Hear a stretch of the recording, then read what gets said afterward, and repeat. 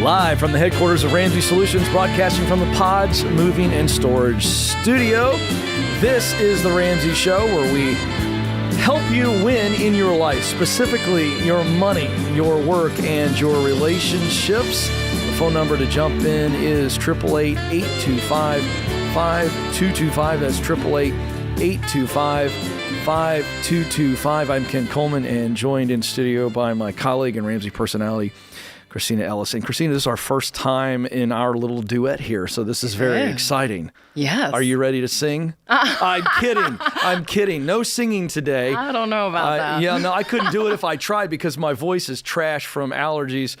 And I might have gone to a piano bar at our Austin event last week and sang too loud, and I don't know if it's recovered since. I might have. I am so sad I missed that. Yeah, well, believe me. Believe me. We're going to need a repeat someday. Oh, boy. Well, let's get to it. The phone number, as I said, is 888-825-5225. Brielle joins us in Sarasota, Florida. Brielle, how can we help? Hi. So I am a newlywed. I'm 25. My husband is turning 28 this year. And we recently bought a house. We owe $400,000 on it. We make gross $150,000 a year. And I have a very large stretch goal of paying off our house in about 5 years, by the time I'm 30. So I wanted to get your opinion on if you think it's okay if we were to pause contributing and maxing out our Roth IRAs so that we could put that money towards our mortgage and pay off our house within our goal. Well, I love this goal. I love that you guys are so excited to pay off your house by 30. That is so exciting. But I am wondering, so would that be pausing all retirement? You wouldn't be contributing anything. You would just be putting everything on the house. Correct. So currently I have about $55,000 in a Roth IRA, and my husband has several thousands in his Roth IRA, and we don't have 401ks. We just currently contribute to Roth IRAs. So we would be stopping that. Okay. Well, I can see the temptation, and it's like, I don't want to kill your motivation because that's super exciting that you're stoked about it. But we have the baby steps in order for a reason. So retirement is going to come someday, even though, it seems far out at 25 years old. But the beautiful thing about investing for retirement right now is it's going to build compound interest over time. And it is just amazing. When you look at the retirement calculators and you see if you save aggressively in your 20s, what that's going to be in 25 years, that is amazing. And the house is great, but we also want this money growing at the same time. So I would not say to pause your retirement. I would keep investing 15%, like baby step 4, doing the baby steps in order and trusting the process. Now, on the flip side of that, if you still want to hit it by 30, I would encourage you to start being creative on different ways that you can get more money to add to the house. So I don't know, is that 150, is that just your full-time jobs or is that side hustles? Yes. Yeah. We are both venturing into side hustles as well. So between that and the increase in our salaries, we it'll continue to increase over the next years to come for sure. So I would challenge you to take what you were going to get from that retirement investing that you wanted to throw at the house and make that money additionally. Try to earn that money through side hustles and see if you can get that extra money to throw at the house. So you can still do both. So you can still invest towards retirement and also hit that amazing house goal. That's right. And Brielle, Christina's right. And you're going to come out better financially if you walk out the baby steps.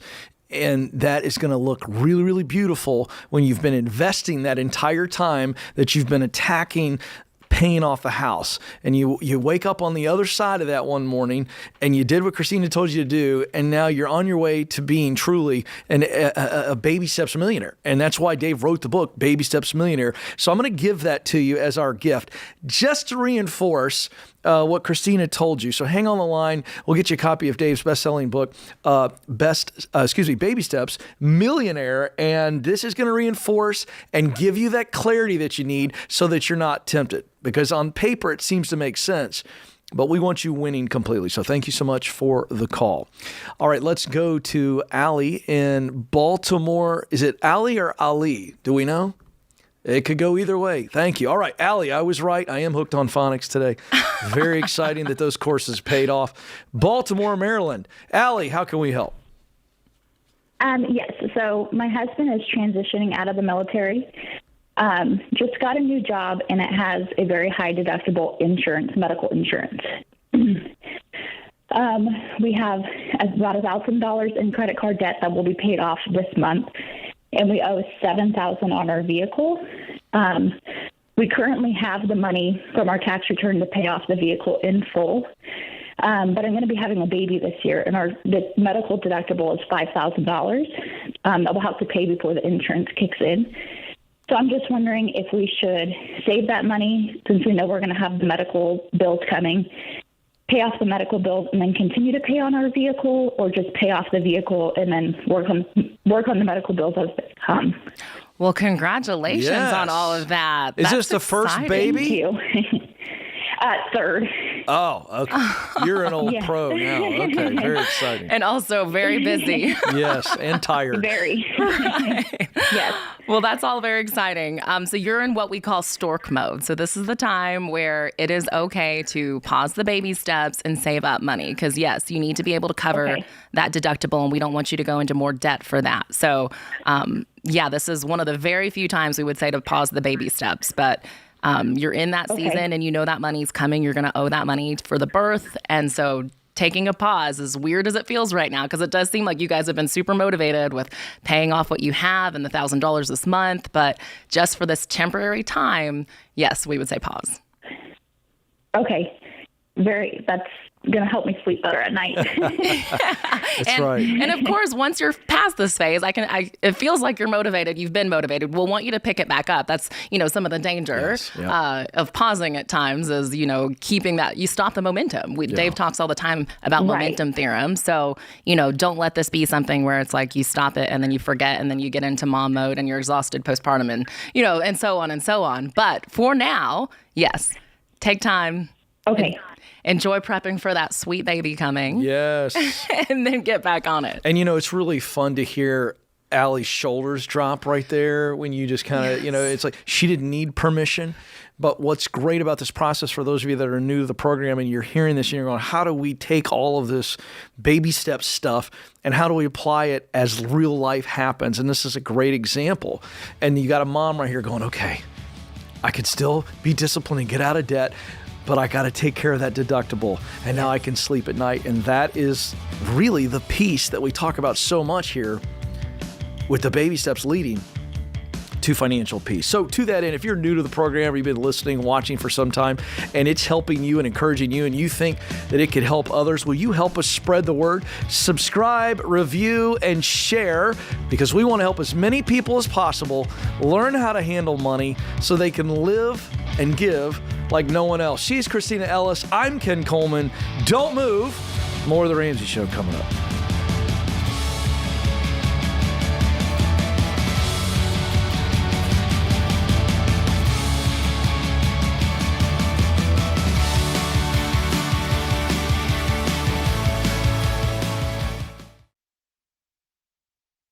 If you're like most people, your home is your most valuable asset. And when you want to make improvements, it can feel like everything costs too much or takes too long. But something as simple as custom window coverings from Blinds.com can completely change your space and add value to your home. We've recommended Blinds.com for over a decade, so you know you can trust them. From blinds, drapes, and shutters to motorized shades, they make it easy and affordable to upgrade your entire home, and their team is ready to help with everything from design consultation to measuring and installation. Plus, there are never any misleading quotes or hidden fees. Everything's backed by their 100% satisfaction guarantee, and shipping is always free. See why Blinds.com is the #1 online retailer of custom window coverings. Visit Blinds.com to save up to 40% off everything site-wide. Go to Blinds.com for more information.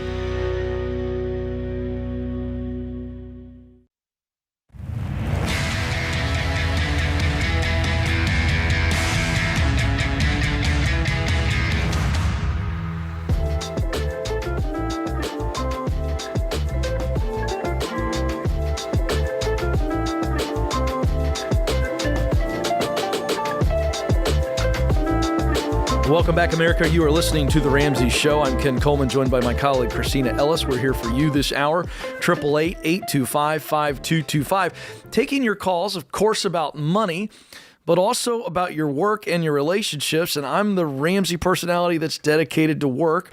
Simply put, I believe that everybody wants to make a difference. They want to make their mark professionally. It has tremendous personal benefits, and the science proves that.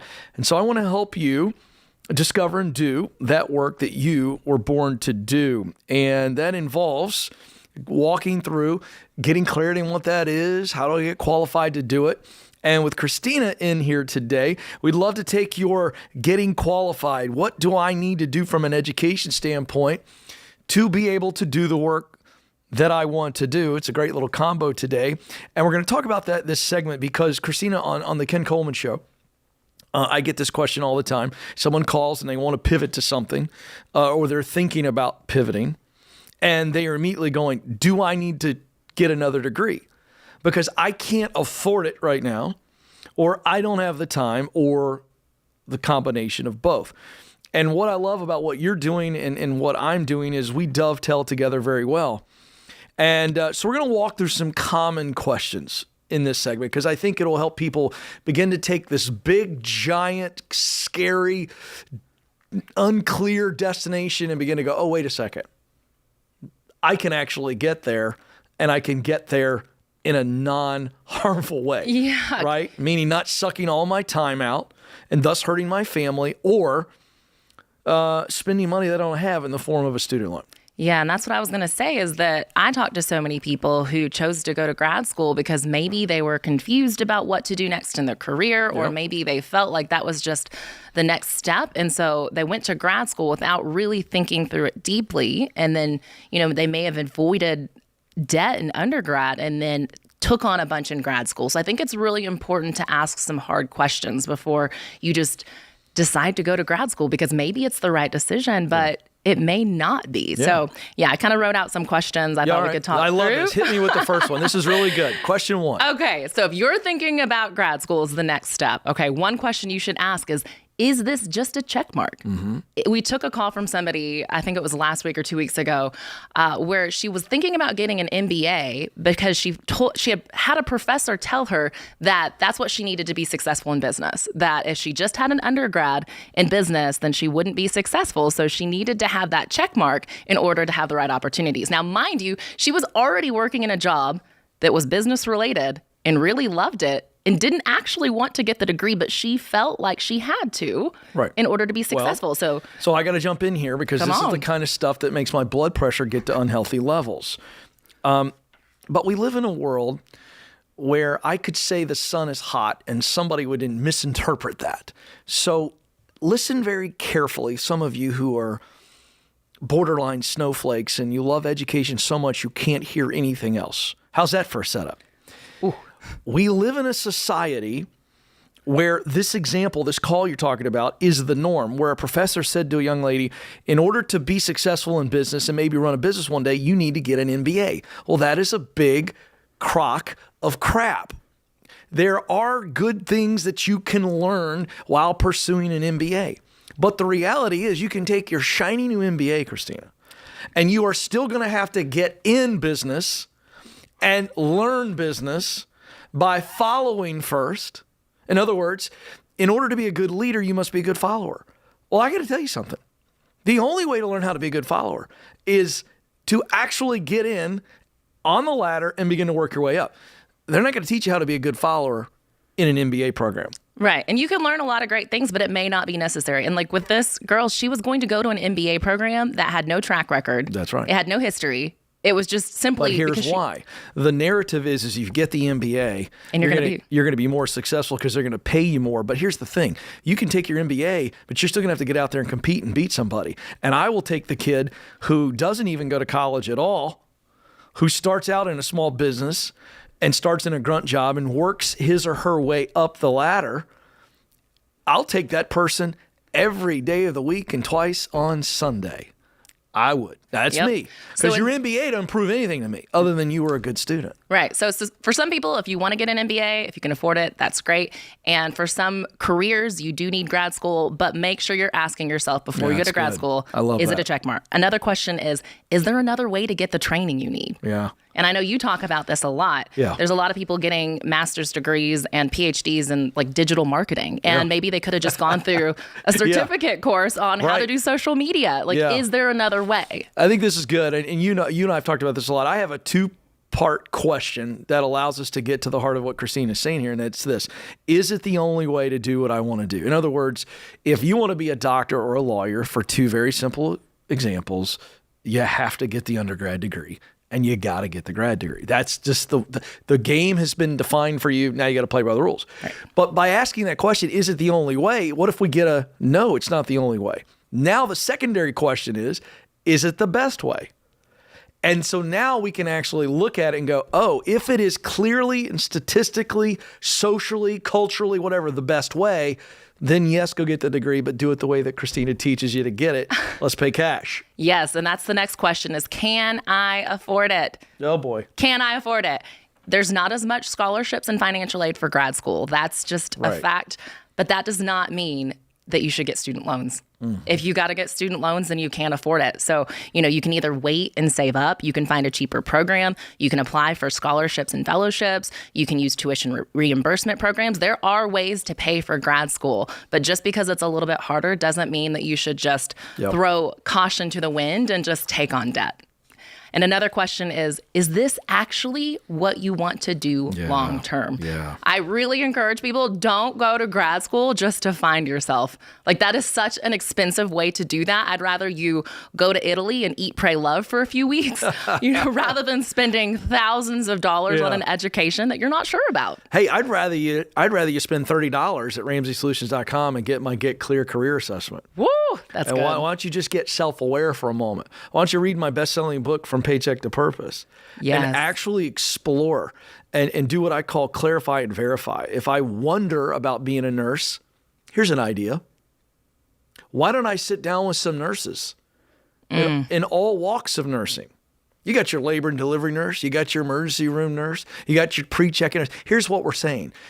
Go get some actual information with your head, Christina. And here's what I found.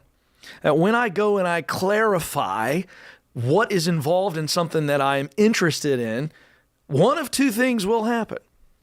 I will verify that, yes, I want to do it, or I will verify that, no, I don't want to do it. Yes. But instead of finding yourself, to your point, over a very expensive and arduous graduate degree, why don't you hang out with some people who do it and find out the good, the bad, and the ugly, and your heart's going to tell you yay or nay. That's so wise. It's sad because I've met so many people who have $50,000, $100,000 in student loan debt from grad school, and they're not actually using that degree. Oh, and then they're that's dealing with guilt. Right. They feel like they have to stay in the career for 5 to 7 years. I hear this all the time because they feel like they have to justify the degree. Mm-hmm. So you're now imprisoning yourself over pride.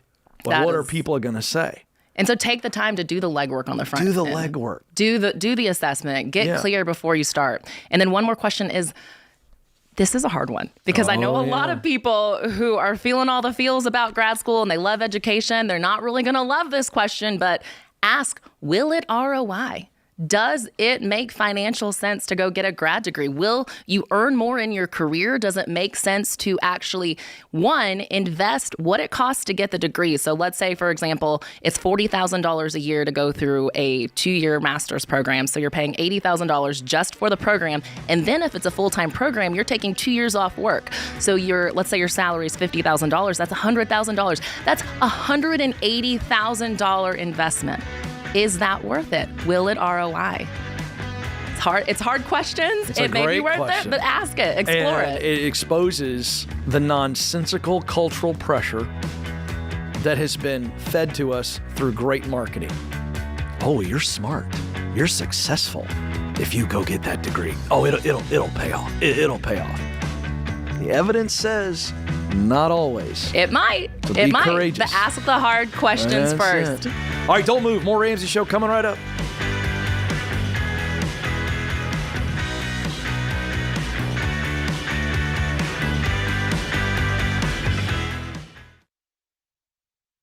We've been doing business at Ramsey for more than 30 years.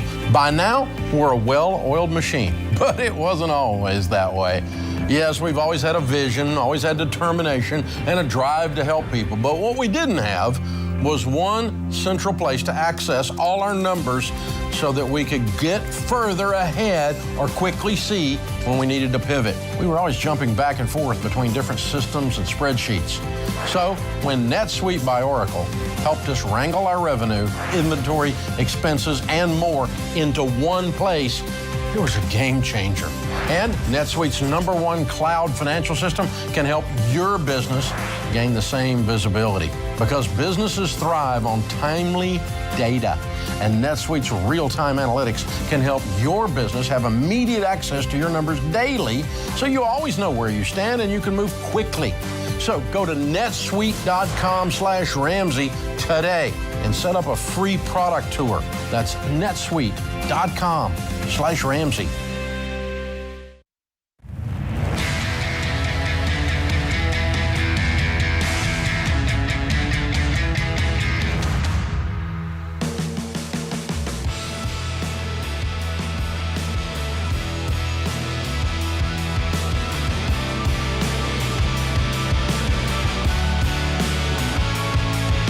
The Ramsey Show continues from our Ramsey Solutions Worldwide headquarters in the shadows of Music City, Nashville, Tennessee. I'm Ken Coleman. Christina Ellis joins me this hour. We're here for you, taking your money questions, your work questions. How about your getting qualified? Do I need a degree? How do I pay for it? Is there an alternative? We'll take your work questions as well, and your money questions around getting qualified in the school area. Christina's the expert there, and I'm the work expert. So we love to combine on those questions. So parents, as we are in literally the lead-up months to millions of Americans, Christina, walking across the aisle, or actually the platform rather, and moving the tassel.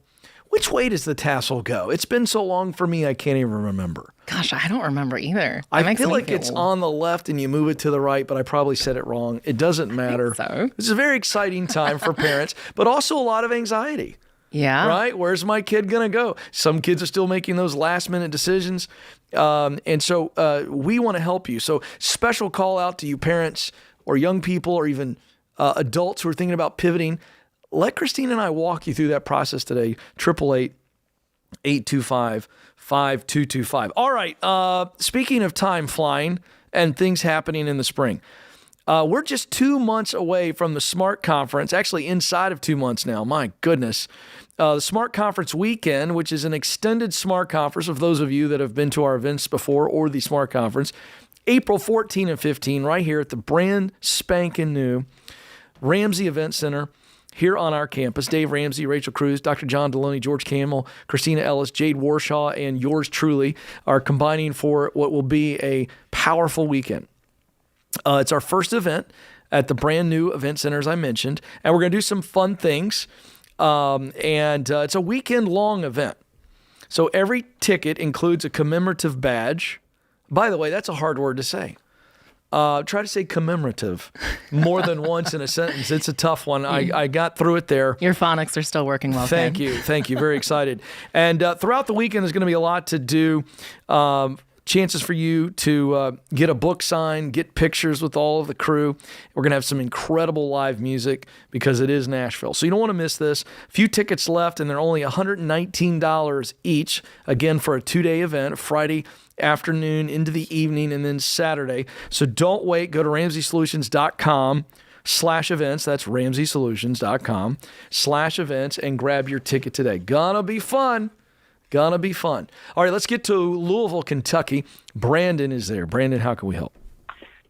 Hi, I was hoping for some help with a tiebreaker between my fiance and I. Ooh, I love this. I don't shy away from this. I've got a vote. I just don't know which way it's going. All right, set us up. What is the case? So essentially, we're talking about where we would be moving to after we get married, which would be in the upcoming summer.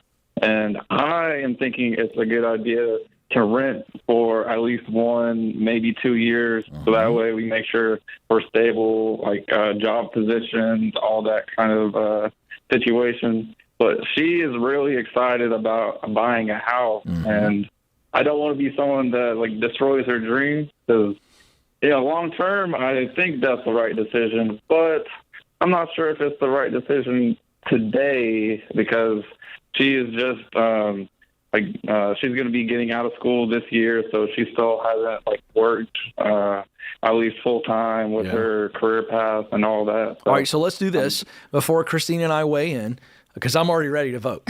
I'm already ready, but it's based on Stacy and I's journey, so I'm a bit biased. So let's look at the facts and get the emotion out of the way. That means on your side and her side, because you're a little bit worried, a little protectionary. She's excited. She wants a nest. I mean, that's a normal thing. So let's remove the emotion. Let's walk through the numbers. Do you guys have debt separately? And walk us through if you do. No, we do not have any debt. So no debt. And when does she graduate? She graduates in May. Okay. And what kind of money does she think she's going to be able to make? She's told me probably around the $40,000 a year is what her idea is. And what do you make? I currently make $80,000. Okay, nice. Oh, I like six-figure double income, no kids. Hello. We can make up some real... Yeah, is that what they call it? Dinks. I forgot that. Dual income, no kids. Oh, it's very exciting. And do you have any money saved, either one of you? Separately, what do you each have saved? So, we both live pretty frugally, but I'm a little bit more of a investor on my side. So it's on cash. Yeah. I have probably about 10-ish saved.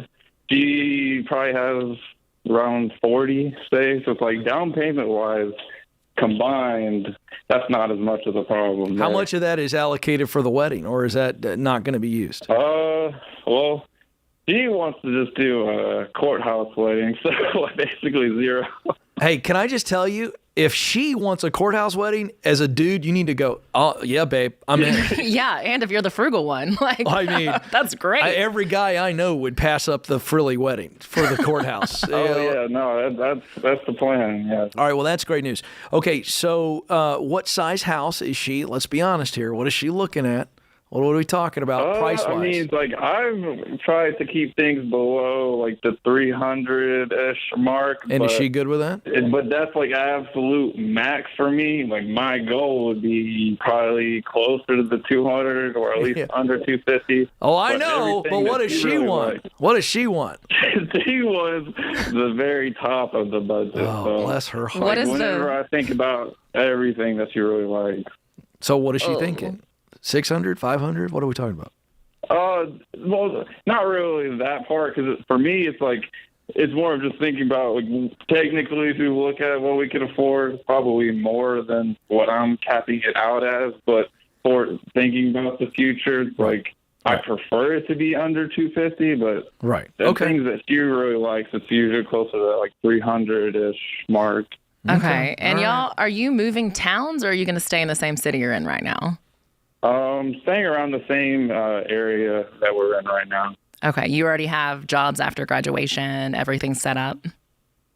She does not. I've been working full time for a few years now, so I don't have I have no problem with that, but she doesn't have a job. All right, Brandon, I got to ask you this real quick so we can render a judgment.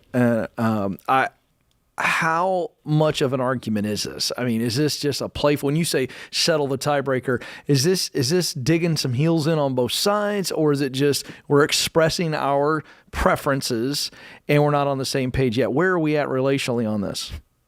Oh, it's not a huge argument or anything. It's more of just from her end. Yeah, I think it's a really big excitement. Yeah. So it's partly it's just going against that, so it's difficult. All right, Christina. Ken's just making sure we're not going to start a fight tonight. Yeah, because I'm aware that you could roll this back on YouTube, and I kind of want you to. I want her to watch this. I want Christina to weigh in, because I think it's fun that we got the male-female opinion here. And I don't know what you're going to say. What say you? Okay, this may surprise you. Okay. I'm on Brandon's side. I would wait. So am I. I would wait. You and I are in agreement. Okay. Yeah, there's so much transition happening. Just in general, when you first get married, it's nice to have a little bit of time to rent. And Yes. Dave often says to figure out how far you want to live from the in-laws. Yeah.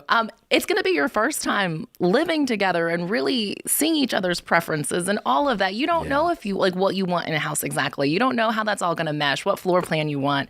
And just in general, like $50,000 is a good amount to have saved up. Like I'm glad you have that, but you do still have a wedding ahead. That part of that's going to be your emergency fund. So that doesn't leave much of a down payment. And I know you do still have time to save, but with the house that she wants, it sounds a bit like she would feel like she was settling if she got the house now. I agree. And while they've got 50 collectively, 60's that 20% down payment at the top of his range, right? And I just know from experience, the dude's going to land a little bit closer to what mama wants. That's just the deal. And so what I would say is I'd rent a minimum of 12 months. And let's see if we can go above and beyond. Let's have that emergency fund that we go into marriage with. Let's get a fully funded 3 to 6 months of emergency fund based on your two incomes. And let's save the down payment above and beyond that. Let's rent for a year, 2 years. You're not throwing money away. You're just getting settled, as Christina said. And you're not destroying her dream. You're delaying the dream to do it the right way. I'd have her watch this back so that we can be the bad people. But hey, you're a good dude, Brandon. Congratulations. This is The Ramsey Show.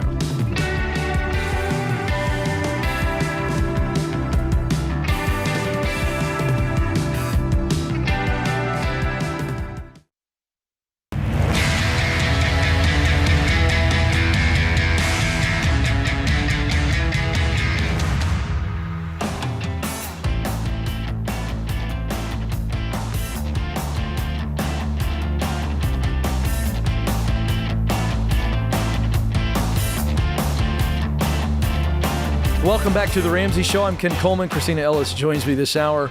It's a free call to jump in. 888-825-5225. That's 888-825-5225. And I want to say a big thank you and welcome to all of the new listeners and viewers who join on all the different platforms. You know, of course, we've got Talk Radio, Sirius XM, podcast, wherever you listen to your favorite podcast, and then YouTube is exploding as well. And so if you're new and you're hearing things like baby steps and which one and all this kind of stuff, a lot of jargon you're not used to, we've got you covered. Go to RamseySolutions.com and click on the Get Started button. And it's just a couple of quick little questions that kind of gives us an idea of where you are on your financial journey, why you're listening and watching the show, and kind of those pain points. And then it's going to plug you in so that you begin to understand where you are on the journey that we call the baby steps, the 7 baby steps that lead to financial peace. So it's a great way to really get plugged in. RamseySolutions.com and click on Get Started. All right, let's go to Ryan in Erie, Pennsylvania. Ryan, how can we help? Yes, so I'm Ryan. I've recently gone through a divorce. I'm so sorry. So, how long yeah, ago? That's all right. So, how long ago did that happen or finalize? It got finalized last month. Okay. I've been going through it for a little under a year now. So, so just kind of restarting now and just trying to figure out where my financial focus and kind of my goals should be at. Well, can you give us a picture of what your financial reality is? Do you have any debt? What's your payments as maybe a result of the settlement? Absolutely. So I'm only 25, so we didn't have any kids. Okay. My income, I make about $90,000 a year right now. Mm-hmm. My student loans, I have about $5,000 left of student loans. And I am left with the house in my name, and there's about $112,000 left on the house. Okay. And no other debt? No other debt. My vehicle is paid off. Good for you. So how are things in the divorce right now? Is it finalized? Is it still kind of ongoing? Yeah, it is. Everything is finalized as of last month. So, everything is paid for in the divorce, so I'm done with that and just kind of ready to move forward now. All right, so that's a nice situation in that you can get out of that student loan pretty quickly. Are you planning to do that? Mm-hmm. Yeah, so I have a little over 10 grand left after everything right now. In cash? I think I could, in cash, correct. Pay the loan off today. Okay. While we're in this new season, let's go ahead and pay that off. I mean, today, like within 5 minutes of you hanging up this phone call, call the bank, call the student loan, and let's get it paid. Now you're left with $5K in cash, and the only debt you have is your house. How familiar, are you with our baby steps? So that's kind of the approach we took when we were ready to get married. We kind of snowballed our debt. Mm-hmm. And then after this all happened, we were snowballing kind of our student loans, and I'm left with $5,000 left. So I'm fairly familiar with the baby steps. So here's the deal: you pay off the $5K today. You had any challenges with that? You okay with that? You understand that's the play, right? Yeah, I mean, you make good money. Of course, there's a little bit of worry having $5,000 left in the bank, but I just started a new job actually. Dude, you're 25. You're 25. You have no expenses. You have no kids. This is not an issue. And you're making $90K a year. Like you got a good income. Yep. There's nothing to be afraid of, right? Yeah. All right. So that puts you $5,000 into what is your 3 to 6 months emergency fund. And I can't think of a better way to kind of come out of a divorce than to just get some type of really serious personal goal. And your big time personal goal is financial in getting baby step 3 done and get that emergency fund fully funded. How's that going to feel just from a financial standpoint? Yeah, correct. How quickly could you do it? Be realistic. A couple months. A couple of months. And now you got the emergency fund, and now it's getting your retirement set up and investing set up at the age of 25, Christina. Yeah, that's incredible. I'm also curious, how much equity do you have in your house? What's your house worth? My house worth about $140,000, maybe $150,000. Because I'm also just getting excited with the fact that you only have $112 left on the house. Yeah. So it's like you're going to have this fully funded emergency fund done in a few months. You're going to be investing for retirement. And I think you can pay that house off pretty darn quick, probably within, if you're really serious and this is a big goal for you, you could do that for sure within 5 years, I would say. Oh, easily. I'm even thinking if you got really gazelle intense, not that you have to be gazelle intense in 4 through 6, but if you really wanted to knock that out, you could have that done quick. And can you imagine being under 30 with a paid off house on baby step 7? Yeah, that would be great, definitely. Now, do you plan to stay in that house, or do you want a fresh start? Because the other side of this is, you could sell it if it's got bad mojo, right? And bad feelings and all, who knows? I'm just being realistic. I mean, because you now have an opportunity where you can completely start fresh financially and walk through the baby steps, pay that house off, you have no debt. And after we're investing that 15%, since you don't have kids, you're moving towards a house down payment to where eventually, hopefully you meet another person and give love another shot. And now you're just moving forward in just much better financial position. I would not be opposed to you selling your house given that situation. But as Christina said, if you don't need to get out of it, it's a great asset that you can pay off. What are you thinking? What are you feeling? Yeah. I understand the bad mojo part. And I really was considering it at first. I'm doing a little better now. Good. So I'm okay with staying here at the moment. The reason I want to stay is I have a little bit of equity in the house, and my mortgage is pretty low. So by the way, that's a no-brainer. Incredibly low. So it's a no-brainer. I just wanted to give you permission that you were in a position to start over if you wanted to. But I love the play, and I love what Christina's telling you. Just get gazelle intense. I think it give you something to focus on as you heal. And you're making great financial progress, which means you're making great personal progress coming out of something like this. Yeah. I'm so sorry for what you're going through because it's like I can hear it in your voice. Yeah. It's so much pain.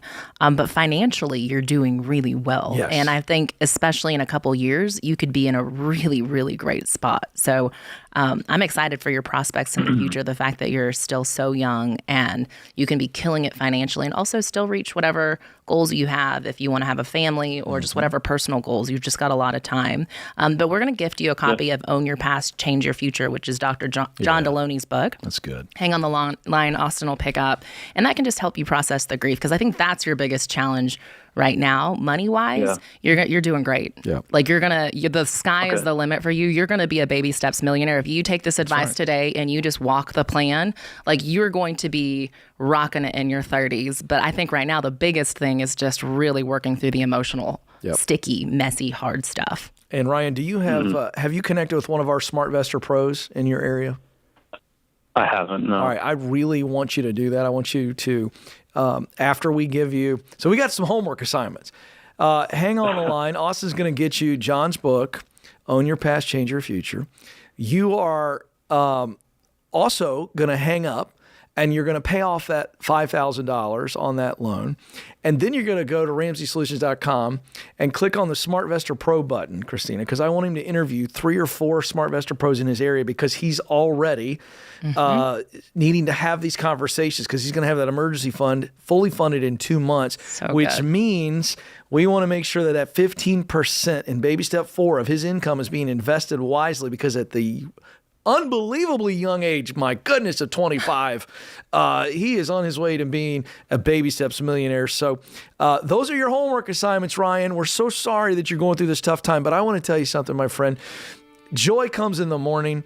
You're in a storm right now. You're coming out of it, and it's going to be okay. So do those things, and I think you're going to look back many years from now and say, hey, the best is still yet to be. She is Christina Ellis. I'm Ken Coleman. I want to thank our team. James Childs, our fearless leader behind the glass that keeps us on the air. I want to thank you, America, for listening because this is about you. This is your show. It is The Ramsey Show.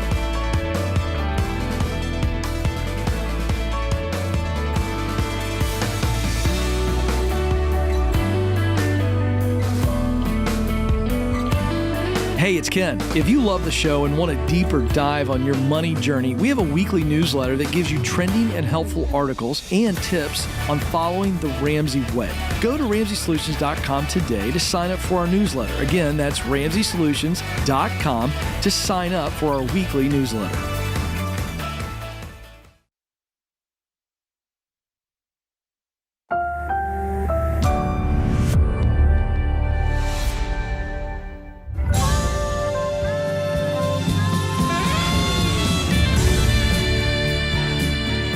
Live from the headquarters of Ramsey Solutions, broadcasting from the Pods Moving and Storage Studio. This is The Ramsey Show. It's where we help you win in your life, specifically your money, your work, and your relationships. I'm Ken Coleman. Christina Ellis is my colleague and joins me this hour. The phone number is free to jump in on the conversation because it is about you. 888-825-5225. That's 888-825-5225. So Christina and I are here together, and while we take those general questions, we also love to team up in our specific areas of expertise. Christina is a true, unbelievably knowledgeable expert on how to go to college without going into debt. She's a best-selling author and working on some really fun stuff that we can't wait to talk about in the days ahead. And then I'm helping people specifically win in their work life. So if you feel stuck or you feel scared, you feel doubtful, you're dealing with some toxicity, horrible leadership, and you're just looking for some help and some ways out, we're taking those specific calls today as well. Let's get started with Alan in Chattanooga, Tennessee. Alan, how can we help? Yes. How are you doing? We're living the dream. What are you doing? I'm about to have a baby in about 6 months. All right. That's exciting. Yeah. Congrats. Yeah. But, it's the fourth one, so we're keeping busy. Woo, fourth. Yeah, you're exhausted, aren't you, Alan? You sound exhausted. A little bit, but I also work nights too, so it kind of makes it all a little bit worse. Say that again? You broke up. I work nights as well, so it kind of makes the exhaustion even worse. Oh, bless your heart. Okay, I get it. All right, well, how can we help today? Well, I'm wondering, with the baby coming about 6 months, I have the cash to pay off my home, and it would leave me with about $15,000 in cash as well for backup. And I was just wondering if it would be wiser to go ahead and pay it off now or to wait till after the baby is born in 6 months. So that $15,000, is that your fully funded emergency fund, or is that over and above that? That's emergency fund.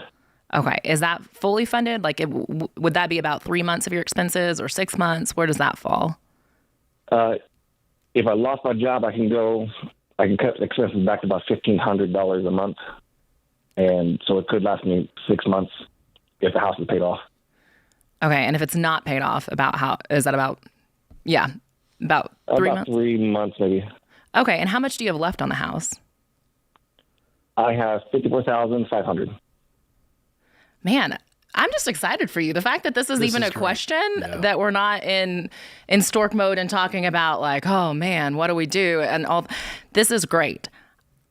I mean, it's one of those situations where there's not really necessarily like a wrong answer, but we do typically recommend whenever there's a baby coming to kind of hold off and hold on to cash, because there's a lot of things that can happen, unexpected expenses. I mean, we're talking about quite a bit of money in paying off a house. I think we just kind of have to frame it in the sense of if I were in your shoes. If I were in your shoes, I would probably hold off until the baby was born, or at least just do a portion, especially with the $15K left. That would make me a little bit nervous. I would want to have a really flush emergency fund. I'm also curious, so with the expenses, how much are you anticipating the birth is going to cost and any expenses around baby? I estimate about $4,000. Okay. And how much are you making right now? I make $49 a year. $49 a year. And you said you have 4 babies at home? Did I hear that correctly? This will become be my number fourth. 4. This will be number 4. And is your wife, does she stay home, or what's kind of the rest of your family situation? Yep. Yeah, my wife has stayed home, and that's part of how we kept our expenses down. Yeah, I'm excited. How did you save up the 54? Has it just been diligently saving it up, or did you have the vision to pay off the house? Why did you save it up and wait till this point versus kind of paying it off incrementally? Well, a lot of it was just being sure that we have any cash for emergencies and stuff like that, and just kind of just budgeting, putting things aside as building growth, for like office expenses, like if I have to get a new desk or something of that nature, things of that nature. So that has built up over time. Yeah, let me just clarify real quick. Did you say 5,400 or 54,000? 54,000. 54. Okay, so this is a good amount of money. Wow. Yeah. Ken, I'm curious to get your opinion. What would you do? I'd sit tight and just wait until we got through the baby. Yeah. I agree with you. I think you could put maybe a little bit extra on, but I would sit on the cash until we get through baby number 4.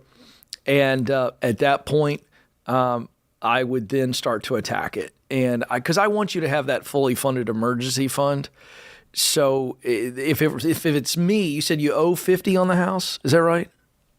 Yeah, 54. Oh, you owe 54 and you've got 54 in the bank. I have enough. I have enough to cover all the way the whole house and still have $15,000 left over. Gotcha. Yeah, you know what I'd rather you do? I'd rather you get to where you had the enough to cover the house, which is 54, and then 6 months expenses. Once I have that number, so 54 plus, you understand what I'm saying? Yes. Then I would pay the house off. I don't want you're just so close. You have so little left on the house. You're in great shape. You're single income. Another baby on the way. I don't think that's what I would do. But again, as Christina said, there's really no wrong answer here. But I would limit my risk, and I would get the fully funded emergency fund plus the payoff. Now, but here's the deal. You don't have to wait. So let's fast forward to baby coming. I think you said it's 6 months. Baby comes, baby's healthy. We got the $4,000 in cash to pay for the birth. Then I'm going to go, all right, what's my 6 month emergency fund number, right? And let's just say it is, let's say he's got plenty in the bank. He's got 50. So let's say the number is 30,000. All right. Because I don't want you cutting way back just to scrimp. So let's just say the number is 30, okay, and the payoff on the house is 54. You don't have to wait to get to 74 to pay off the house. What I'm really wanting you to do is build that emergency fund, and let's get that. But we can start. But we can start putting more once we get the emergency fund, which you've already got essentially right now. So now I'm going whatever the 6 month emergency fund number is, subtract that, and I would put whatever's left. After you've got that, I'd put it on the house after the baby's born, like day 1. What a celebration, right? Like baby's born, and let's say we put 20 grand on the house. But we still got a fully funded emergency fund. Now we only have, and I'm making this up, $34,000 or whatever left on the mortgage, and now we attack that.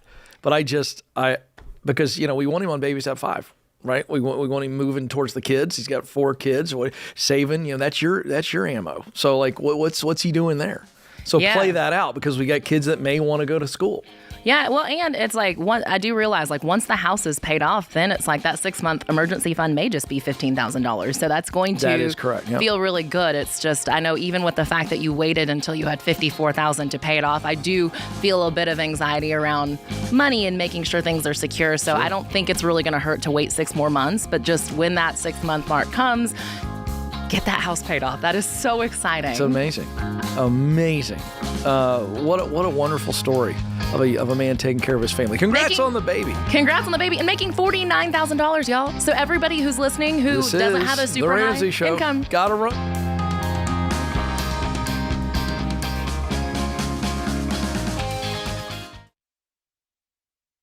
Y'all, there's a lot you can't control when it comes to healthcare, but there is something you should check out that can help. Christian Healthcare Ministries. CHM is not insurance. It is budget-friendly, biblically based health cost sharing. That means a community of members helping share the burden of each other's healthcare costs. They help people just like you in all 50 states. So see if CHM could be right for your family. Learn more today at chministries.org/budget.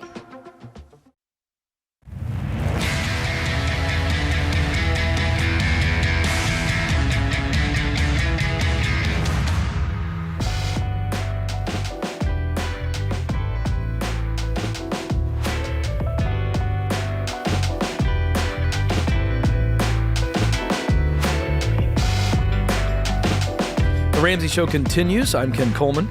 Christina Ellis joins me this hour. 888-825-5225 is the number. It is your show, America. We're talking about your money, your work, and your relationships. 888-825-5225. We'd love to hear from you. Let's go to Los Angeles, California. Josue is there. Josue, how can we help? Hey, Ken and Christina. Thank you for having me on the show. Sure. What's going on? Just a quick question. So I'm restarting the baby steps for the second time, and I'm getting a tax refund of $4,500. And I have a car that's the definition of a Dave car. The windows don't work. The AC is always on hot. The hood doesn't stay up. And I've done a few repairs to it, but I'm not sure it's going to last me. So my question is if I should purchase a new car that's a little more reliable and actually more economic, because this thing has a V8 and it just sucks a lot of gas. If I should buy a car that's more reliable and economic, or put this towards my $1,000 emergency fund, and I can actually pay off a couple of credit cards with the remainder of it. Well, let's zoom out. Tell us a little bit more about your situation. You said you're starting the baby steps for the second time. What happened the first time? So the first time I was in $130,000 of debt. And actually, I found you guys after I filed for bankruptcy, which kind of felt like I got off with just a slap in the wrist. So I went and did it again. I got loans and credit cards. And this time, though, I was involved in a motorcycle accident. I broke a couple of bones. I was in the hospital for a week. I was unemployed for 3 months. So all of these loans, now I'm feeling the weight of it. The debt now is less, but it's still pretty significant. It's $40,000 of debt. And so I'm kind of, I'm frustrated. I'm mad, but sad and disappointed at myself. So I just kind of said, you know what, it's time to just settle down and take this step seriously. So I said, enough is enough. I got a new job. I'm starting to do on the Every Dollar budget app, give every dollar a job. And I did this refund. I got this surprise refund that I wasn't expecting, and it could, kickstart my baby steps or help me buy a new vehicle. How much was the refund? $4,500. Hey, good job. Good job. The fact that you have been through what you've been through, I know that was hard, and there's probably a lot of shame with the first time round and getting back into debt, but good job coming back around and saying, you know what, I've had it. That's it. I'm mad. And this time it's it. And it feels like that. My question was going to be, have you had your I've had it moment? But it sounds like you have. Is that correct? Yeah. I have, with all those lenders calling me while I was in bed and I couldn't, even walk. I was just mad at the banks. I'm like, you're asking me for my payment and I can't even walk right now. And it really lit a fire under me. Yeah. Well, let's go. Okay, let's talk about this car. So if you sold the car you have right now, the V8, what do you think you could get for it? Not much. Probably about 2,000. Yeah, probably at most 2,000. And with that's yeah. You said it's on its last breath, so it's probably not going to be a lot. What about with the new car that you're looking at, new used car? What are you looking at as a budget? Looking at a budget, probably no more than 3,000, just so that I can have that starter emergency fund. Okay, good. So you're taking the $2,000 from the car you're selling, and then $1,000 from the $4,000 refund, and that's what you're getting your car with. Is that correct? Yeah, pretty much. I mean, like I said, the 2,000 is probably like at the extreme end of selling it at the most that I can, because I bought it for $3,000. It's a 2004 Ford Expedition. So yeah, the gas struggle is real. Like a V8, like that's a lot of money. You're having a hard time keeping the hood down, or you can't keep the hood down. How do you keep the hood down? Duct tape? What are you doing? Well, it won't stay up. So the hinges that hold the hood up, I sometimes have to go in there a lot because it's having alternator issues that I need to replace. I have sometimes to start it with a dump starter. And so I usually just use like a broken piece of broom to keep it up. Yeah. Let me tell you something. The alternator it's about to die. And at some point you'll get to a point where you can no longer get it going. So this is a legit emergency, because I'm guessing you need the transportation to do your work, correct? Yeah, I go to work in the morning, so to 3:30, and then I go to school from 5 p.m. till 10 p.m. Yeah. Well, Christina, if it's me, I'm going to get that emergency fund, baby step 1, funded through this, and I'm going to go get another car just so he can get back on his feet. Because you're telling me you paid off $130,000 using the baby steps. He did not? Did you not? Bankruptcy the first time. Sorry. Oh, it was bankruptcy. Bankruptcy, yeah. Oh, I missed that. Yeah. Okay, I was wondering how you got away, and you're like, I paid it. Okay, never mind. So, dude, like you gotta take care of you on this car, because this car is the key to you being able to do your job, right? Yeah. But if I'm in your shoes, I'm not taking the $4,000 refund and the $2,000 from selling the car and buying a $6,000 car. What I would be careful walking onto the car lot and getting tempted to go up in price. Like I'd still be getting another Dave car, like just one that the hood stays down and that doesn't cost, $200 to fill. What's the alternator going to cost to replace the alternator? So the alternator is pretty cheap. It's only $130, and I could do it myself. But, the car just has so many little things, like the windows won't roll down. And right now in California, it's cold, so it's not a problem. But during the heat, the windows won't roll down. Okay, here's why I'm asking that. Because I'm saying I wonder if I could get 2 or 3 more months out of it. Because 2 or 3 more months would make a big difference in this process, would it not? It would. I'm going to try. I think I can definitely get that. Hey, listen, I'm jealous because I can barely put gas in a car. I would love, if I could change an alternator out, trust me, I'd do it and I'd put it on social media to brag about it, okay? But if it's me, I'm going to hustle and grit my way through this, and I'm going to change the alternator. I'm going to nurse this car for 2-3 more months and then stack up the money. That's Christina, good. That's what I'm doing. I'm going to keep this baby alive. I like that. That's I don't good. think you got a shot in the world of getting $2,000 for this car, and that's why I'm saying that. So at this point, we're going to nurse it until we take it to the graveyard. That's what I think. That's good. Yeah, make it last as long as you can. Because walk that out for him financially. If he gets 2 or 3 more months out of this, how does that play out? Well, how much are you making a month? How much are you able to put towards debt? Like once you're in this journey fully, what's your income? So I make $27 an hour, which is roughly about $56 a year. Fantastic. So per paycheck, I'm getting about $1,600 to $1,700 a month, and I'm lucky enough that I still I rent a room from my mom's house, so I'm only paying $500 of rent out here in California. That's like nothing. So there you go. Pretty fortunate in that sense. So how much can you throw out debt per month? I'd throw in a debt like $2,500 a month. There we go. So we're looking, if you can make it another 2 months, that's $5,000. Yeah. Yeah, it just helps with that refund and getting a head start on the debt snowball. Yeah. I'd nurse that car for a couple, 2-3 more months, as long as possible, and walk the baby steps out in the meantime.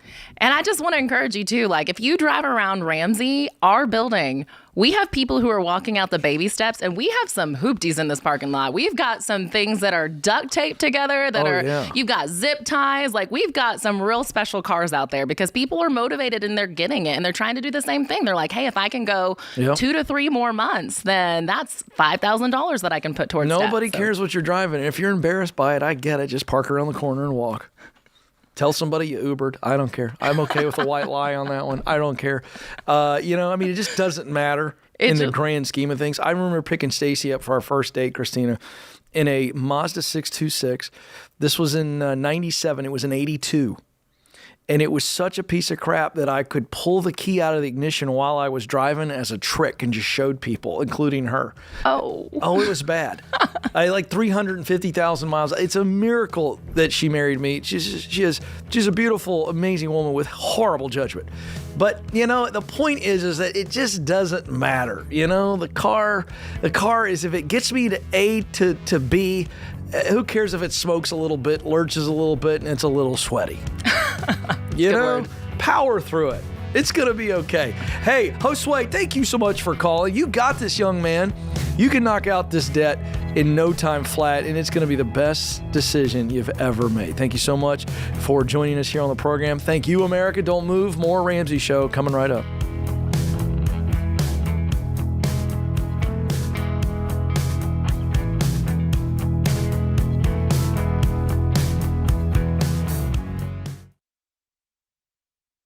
Look, I love real estate, and I want you to have a house, but I don't want a house to have you. That's why you need to get in touch with Churchill Mortgage to make sure you do this right. These guys are awesome. They'll help you get on a smarter mortgage plan because they're committed to doing what's right for you. That means they check in every year with free consultations to help you stay on the right plan. They show you how to save money and interest so you can build wealth faster. They walk you through the total cost of your loan so you can make the best choice. Basically, they care. That's why we call them Ramsey Trusted.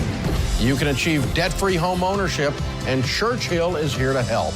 Go to their site, churchillmortgage.com/Ramsey, to start your approval or get more information.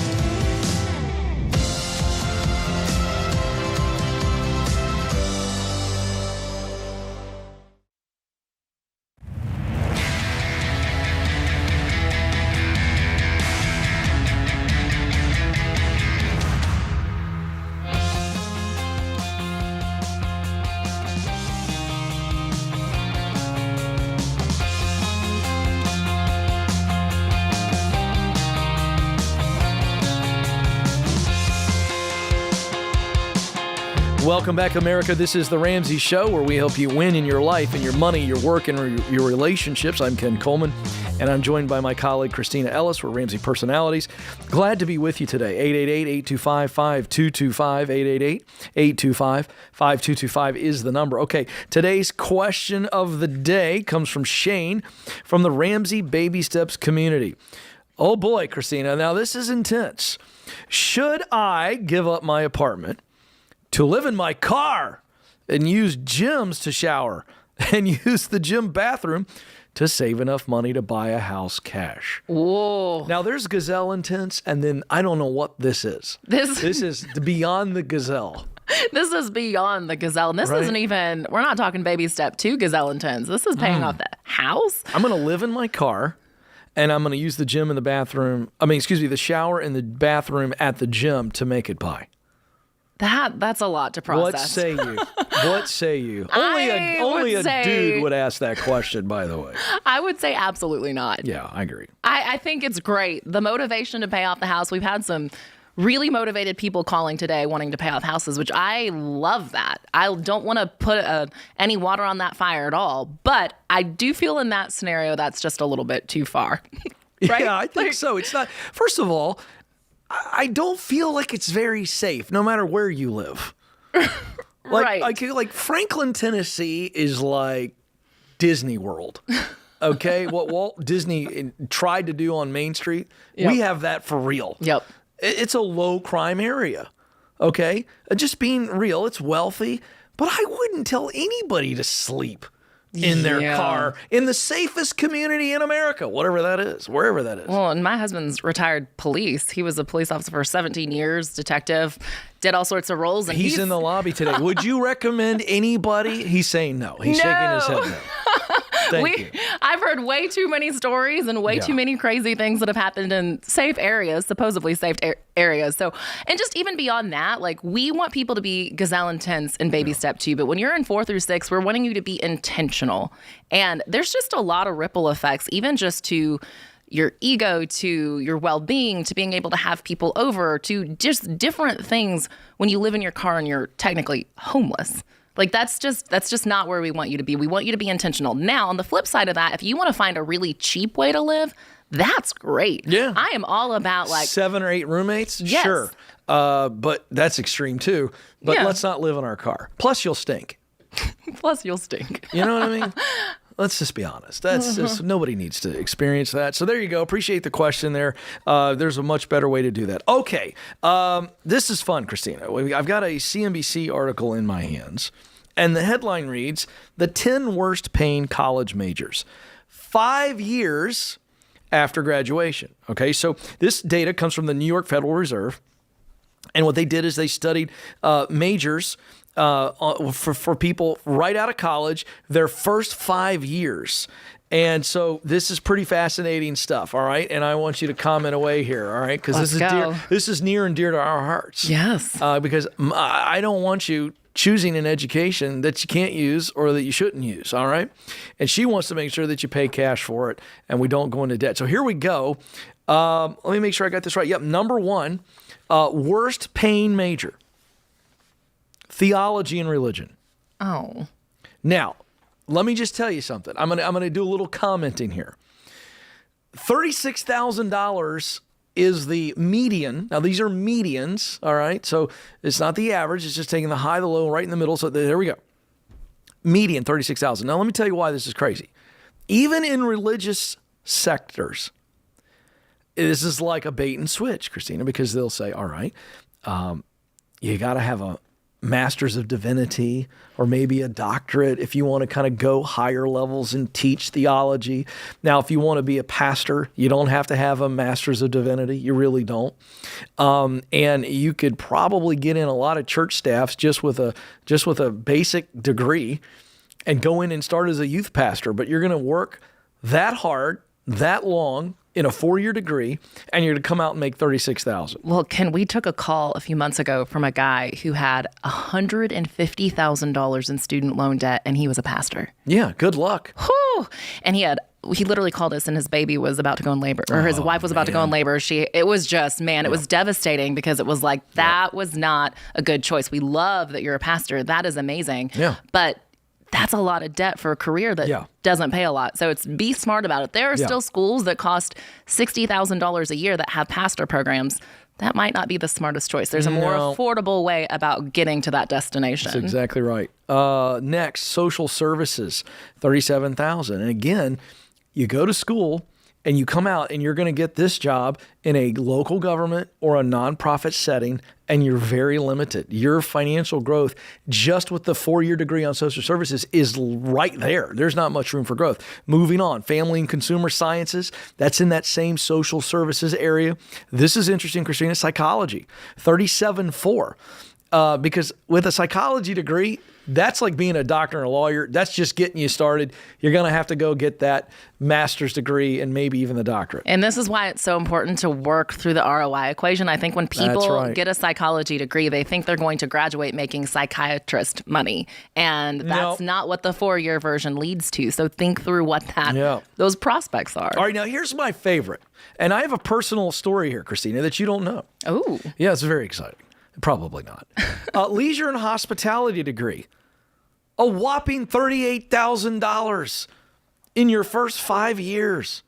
Now, leisure and hospitality, okay, so that's your hotel, your resorts, that kind of stuff. All right, so in college, one summer, I went back to Hampton Roads, Virginia, where I'm from, and I worked at the Norfolk Hilton. And I had 2 jobs. I did room service on Monday, Wednesday, Friday, and Saturday.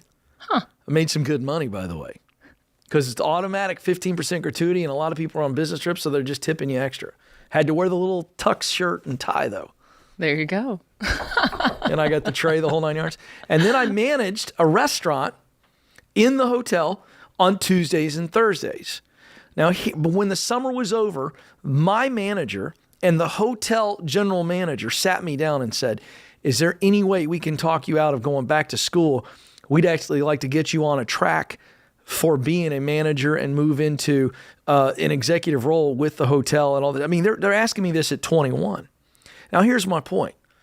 If you want to get into leisure and hospitality, can I just say you'd be better off going and getting yourself a good job for a nice chain or a really nice resort and start at the bottom, do a good job, and work your way up, and you can work yourself into management, a 6-figure job, and never have to darken the door of a college. Now, what say you on that? Versus go for 4 years, bust your butt to make $38,000. That's good. I think that's good advice, but it also still comes down to you. Like, people often will go to college and they think that the college degree is the automatic success factor. Right. And it's like, that's not what's going to make you successful. The reason they wanted you to stay was because you were a hustler. Did a good job. You had aptitude for it. You were doing a good job. So I think it proves that. But I love your example too, because it's like, maybe you could go work for a chain that has tuition assistance. So you could start working, you can get your feet wet, you can grow your experience, right. and you can get your degree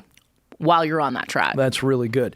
Rounding out the top 10, performing arts, $39,000, early childhood education, $40,000, elementary education, $40,000, special education, $40,000, and then miscellaneous education. Now, in contrast, the highest paying majors are all in STEM fields, right? An acronym for science, technology, engineering, and math. The 10 best majors 5 years after college are mostly subsets of engineering. So think chemical engineering, all the different engineering tributaries, if you will. And so please be aware that these are the real numbers. It's not Christina's opinion or my opinion. These are the numbers, and the numbers don't lie. And yet you've been told that degree is going to make you super successful. And Christina's right. You are the X factor when it comes to that. So be very informed and very wise about these decisions, because sometimes these financial decisions can affect you for decades, and we don't want to see that. She's Christina Ellis. I'm Ken Coleman. Don't move. A couple of commercials, and we'll be right back. This is The Ramsey Show.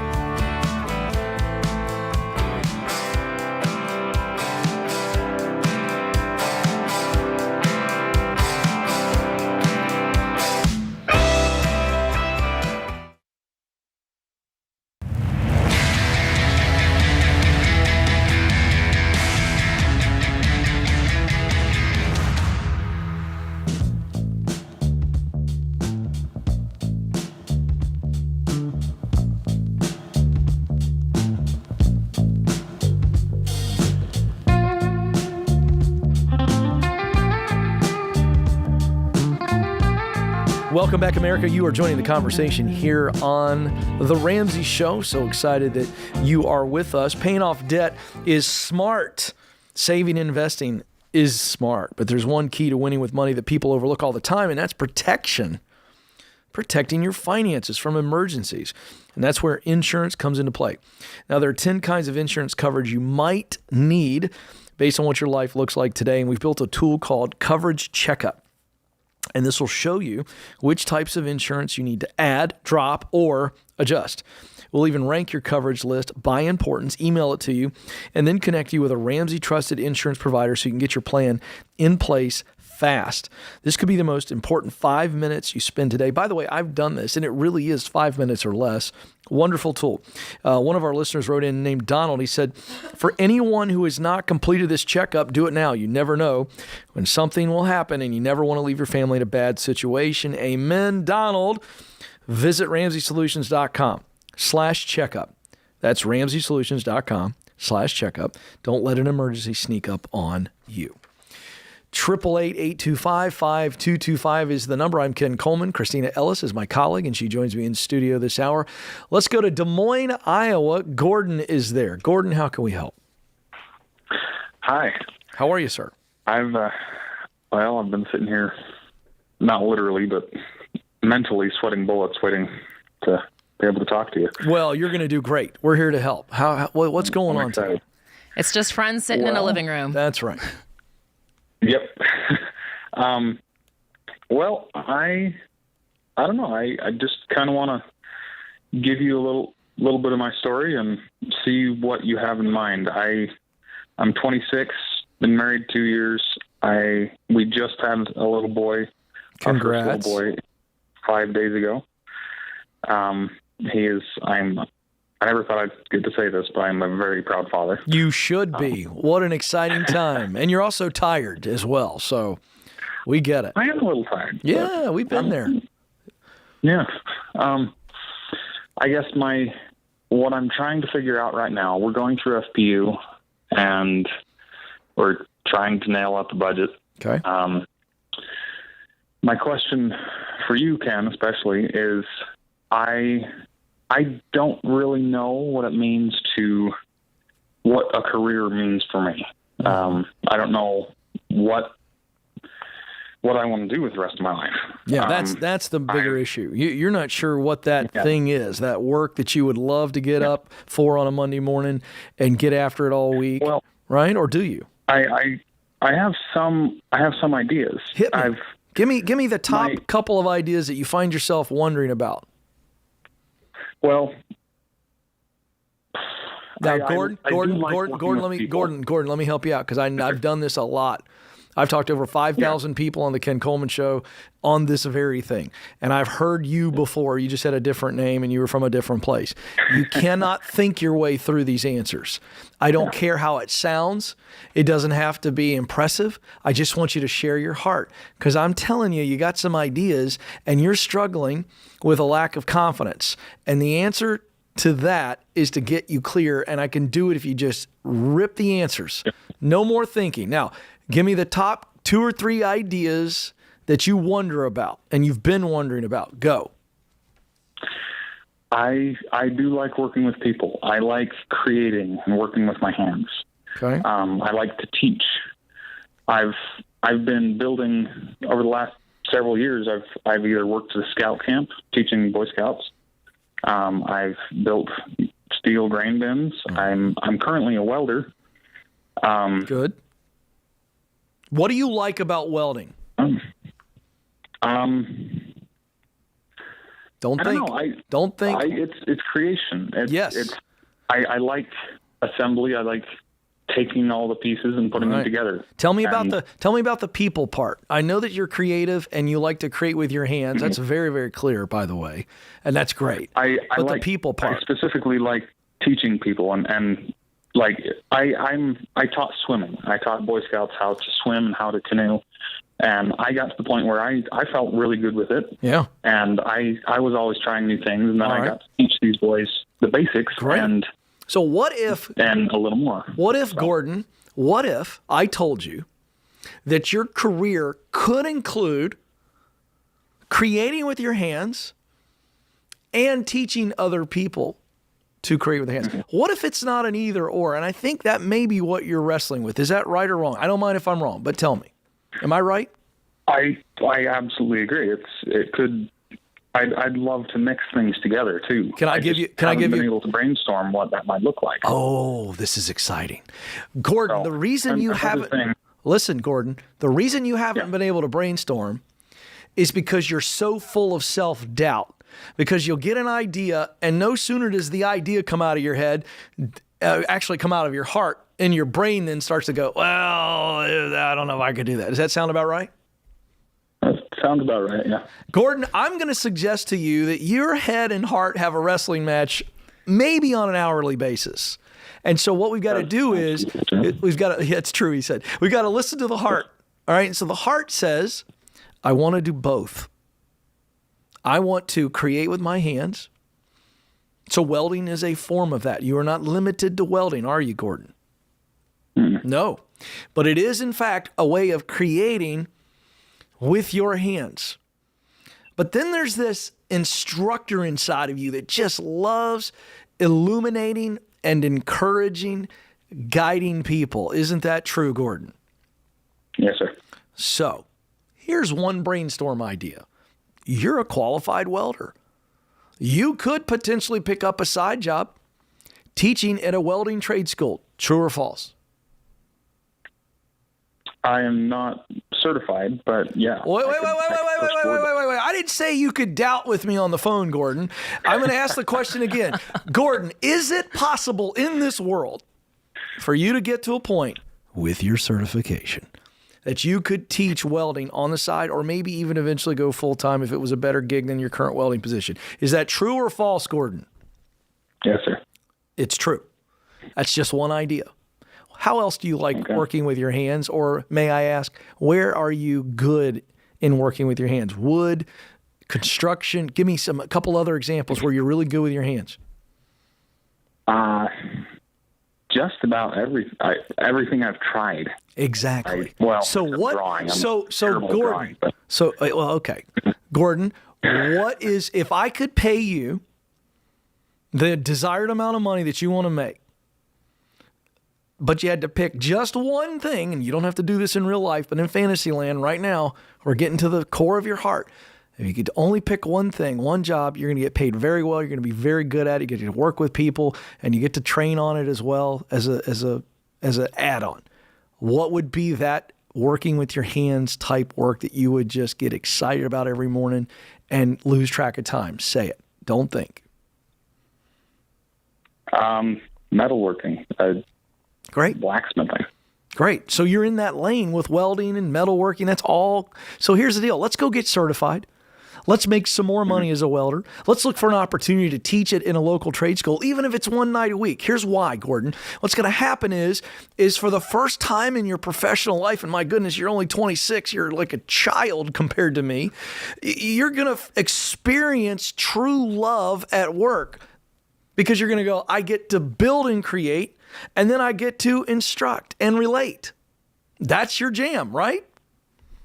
Yeah. All right, then. So are you waiting for permission? Because you came up with all these ideas. I didn't.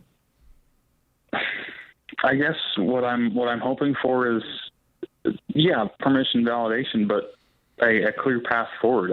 Here's the clear path. Want to be able to I'm going to give you the clear path. I'm going to give you my book, From Paycheck to Purpose, as my gift. It's actually the 7 stages, but we got you clear right now. Now it's about getting qualified. You just said, I got to be certified to get the next level of welding going. So we're going to get qualified. We're going to get connected with opportunities to teach and do this welding work or iron work or anything else that we talked about today. Hang on, we're going to give you the book, From Paycheck to Purpose. Gordon, you're going to do it, buddy. Congratulations on being a new daddy. Get some sleep. Christina Ellis, great hour. James Childs and the crew, thank you guys for keeping us on the air. And you, America, for listening. This is The Ramsey Show.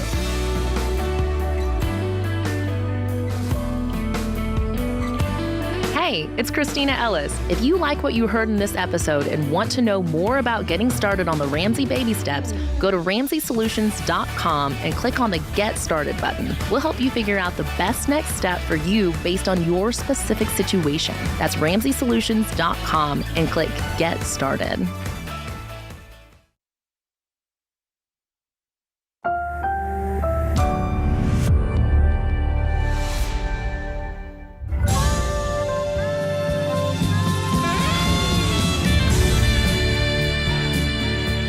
Live from the headquarters of Ramsey Solutions, broadcasting from the Pods Moving and Storage Studio. This is The Ramsey Show. It's where we help you win in your life, specifically your money, your work, and your relationships. I'm Ken Coleman, and I'm joined by my colleague, Christina Ellis. We're here for you this hour, 888-825-5225. That's 888-825-5225. Let's get to the phones, shall we? Yami is joining us in Orlando, Florida. Yami, how can we help? Hi, well, as you know, my name is Yami. Hi, yes. everyone. Yeah. Basically, I went to school a little later in life, like maybe 2 years after I graduated. I had a really good paying job. I worked in a bank, but I had a passion to do ministry, and I'm a really good singer. So actually my old youth pastor said, maybe you should go to school to become a worship pastor. So Wow. I decided to go to SCU at an extension site where I was basically working full time, doing schooling for time, but they were actually paying for most of my schooling up until COVID hit. And during COVID, since I wasn't able to work at the church full time, I was having to take out a loan. And mind you, I never ever wanted to take out a loan. That was like my biggest fear. But during COVID, I absolutely had to, or I wouldn't be able to pay for schooling. So what ended up happening was that I didn't really read the fine print, and I made a huge mistake. And it turns out that they had been placing those loans on my account, my student account, up until I graduated. So then I was left with almost $10,000 of student loans, as well as recently I just did my taxes, and I owe like almost $700 because I was working part-time at a preschool, and they were like a self-employed kind of deal. So now I owe money back. Anyway, all that to say, I have a passion for people and helping people. And during COVID, I was really depressed, and I was able to get out of that depression. So my passions kind of shifted, and I decided that I would love to be a therapist one day.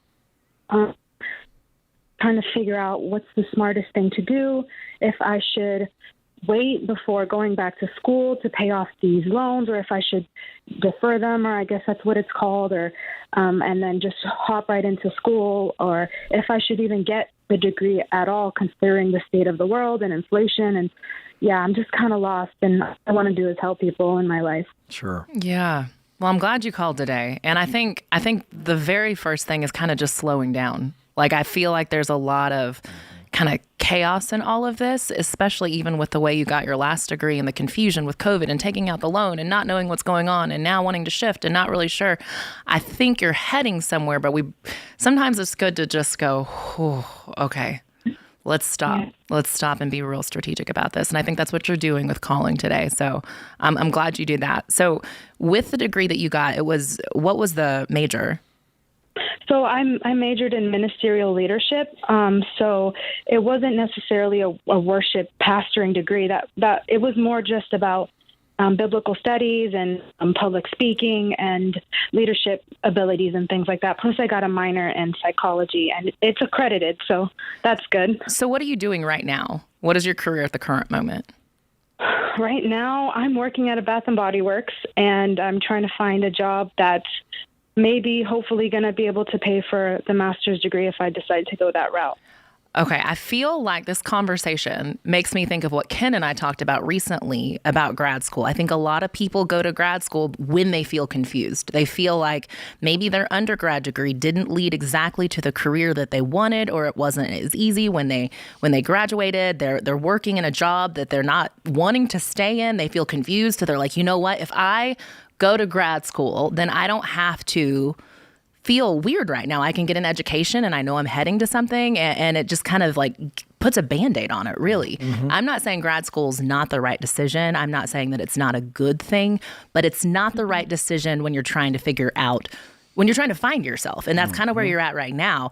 I think your undergrad degree could possibly lead to a great job that you really love. You say you love working with people and you want to help people. There's a lot of jobs out there that you could get with a 4-year degree that you have right now without having to go take on, the commitment and the time and the effort of a grad degree. And I know, Ken, you probably have strong opinions on this. I want to dig in here because if I heard you correctly, there was a season where you were enjoying working in a church setting, a ministry setting, and you also loved to sing. And so I'm just curious. I understand that you went through some tough stuff during the pandemic, and when you came out of that, this passion for being a counselor coming out of your own depression, I understand how that presented itself. So I don't want in any way to minimize that. So I want to make sure you hear what I'm asking. What changed about the music and the ministerial position? What changed other than maybe what you went through and then coming out of it? And I just wonder if you saw a path to where you could win financially, would that have changed your mind? Tell me what you're feeling when I ask you that. Well, I started, the church that I interned at, it was a really it was a bigger church. Mm-hmm. And even then I didn't really realize that position exactly, like being maybe a worship pastor wasn't going to be like a full-time thing, or like something that I could make a decent amount of money doing, to survive, I guess. Not only that, but I just wasn't trained as well as I thought I would be. Like, essentially, I was placed where I was needed, sure, because it was a big organization. And, all right, so for just the interest of time, this was not some burning desire to be in ministry long term. This was something you just kind of fell into. Is that what I'm hearing? Yes. All right, so I want to give it back to Christina on this, but I would just simply say, if you feel absolutely called, and I'm going to give you my Get Clear career assessment to take. It's about an 18-minute assessment. I'm going to give it to you for free. I want to see if that purpose statement and your results line up with the therapy, and it'll be really clear. But if that is in fact what you really want to do, and you know you have what it takes to do it, then let's delay getting into that graduate degree until you can afford it. Christina? Yeah, I'm with you on that, Ken. And I also think we should give her from paycheck to purpose, because I think there's a lot of feeling of lack of purpose right now. You're feeling confused and frustrated that where you're working is not where you envisioned. And I think you can get to a much better job that's more in line with something you'd be excited about. And I think, too, you could work in a field that maybe you do eventually want to get a grad degree, but test the field first. Yep. And so if I'm in your shoes, I'm not going back to school yet. I'm taking some time. I'm taking the assessment. I'm reading Ken's book. And then I'm finding a job that's exciting to me right now in this moment, paying off my student loans. Yes. And then we can talk about grad school. That's right. It's going to be there, Christina. Her grad school opportunity in her future will be there after she gets debt free. And that's what we want for you, Yami. So hang on the line. Appreciate where your heart is at. We're going to give you the Get Clear assessment, which is like a compass. And then the book From Paycheck to Purpose is the guide to help you climb up the mountain. Hang on the line. Austin will get that for you. Thank you so much for calling. Don't move. More Ramsey Show coming right up.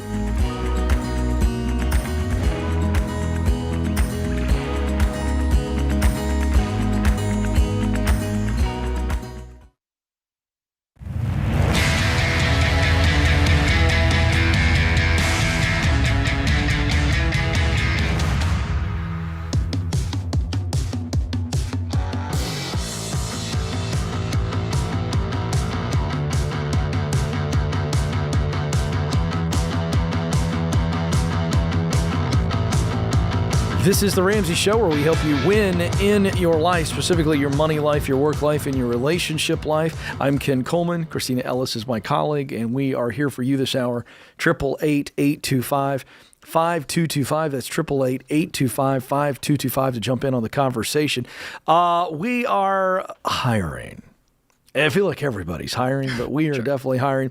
Here's a fact about Ramsey Solutions that we're very, very proud of. We've never laid anyone off. Now, we've had to fire some duds, but we don't lay people off, so that's nice. For the past 30 years, we've been doing what we preach. We run a cash-based business, which means we budget for everything. That includes salaries and comp for our team members.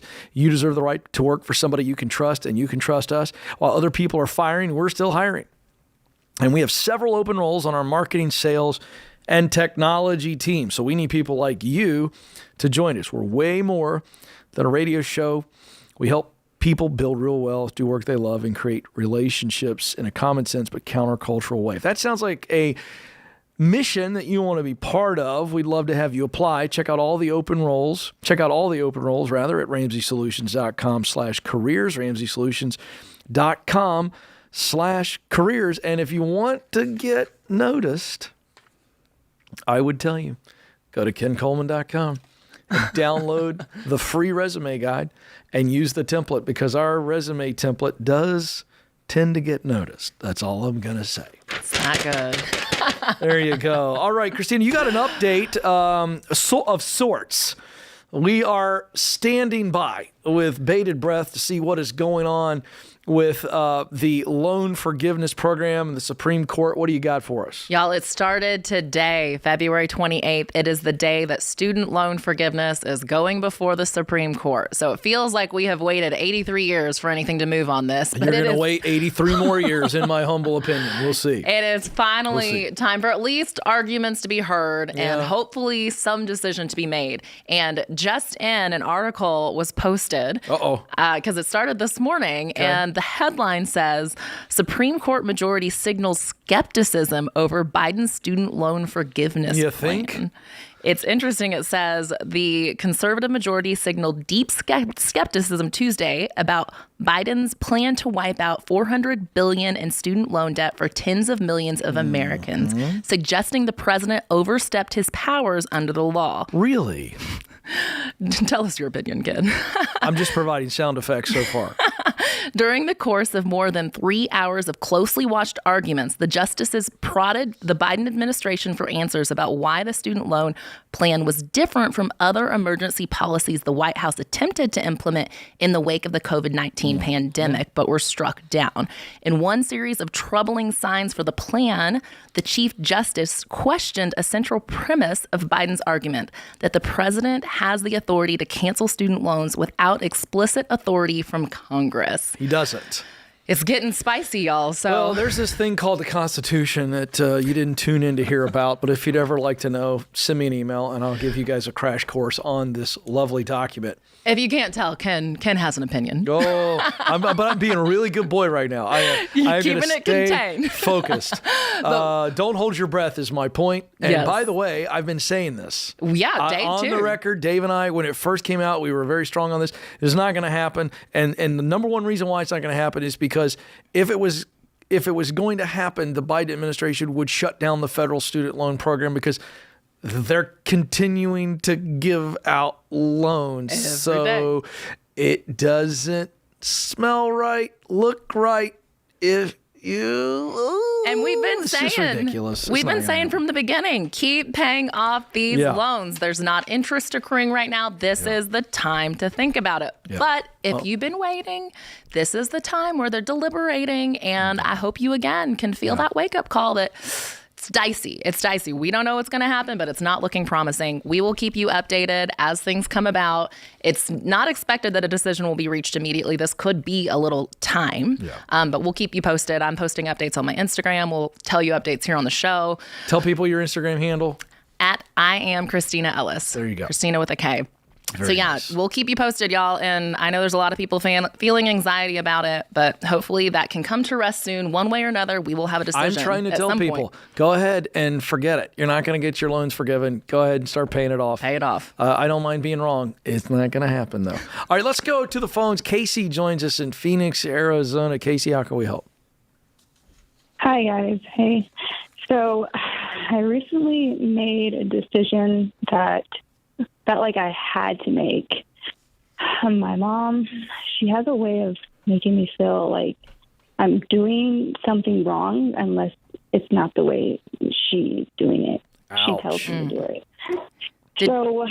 Did you say you had to make this decision? I felt like I had to. I'm working on that with myself. Because mom made her feel that way. How old are you, Casey? Yeah. How am I? And how old am I? I'm 28. Casey. Just turned 28 the 9th of February. Casey, you're a grown woman. And you know you're grown. I know. Like, you have got to get to the point where you get over disappointing your mom, because based on what you said and the way you're acting, I believe you 100%. And I'm just going to say something that may hurt your feelings, but you need to hear it. Your mom is manipulating you. Thanks. Yeah. So stop. She has, she doesn't get to do that anymore. She's going to love you even when you disappoint her, because you've been a really good girl growing up and you're a pretty great lady as an adult. True or false? Or she might not. We don't know the mom, and boundaries are still healthy. Fair. You know what? That's a very good point. But I don't think that. Do you and your mom have a fairly healthy relationship outside of this kind of stuff? No.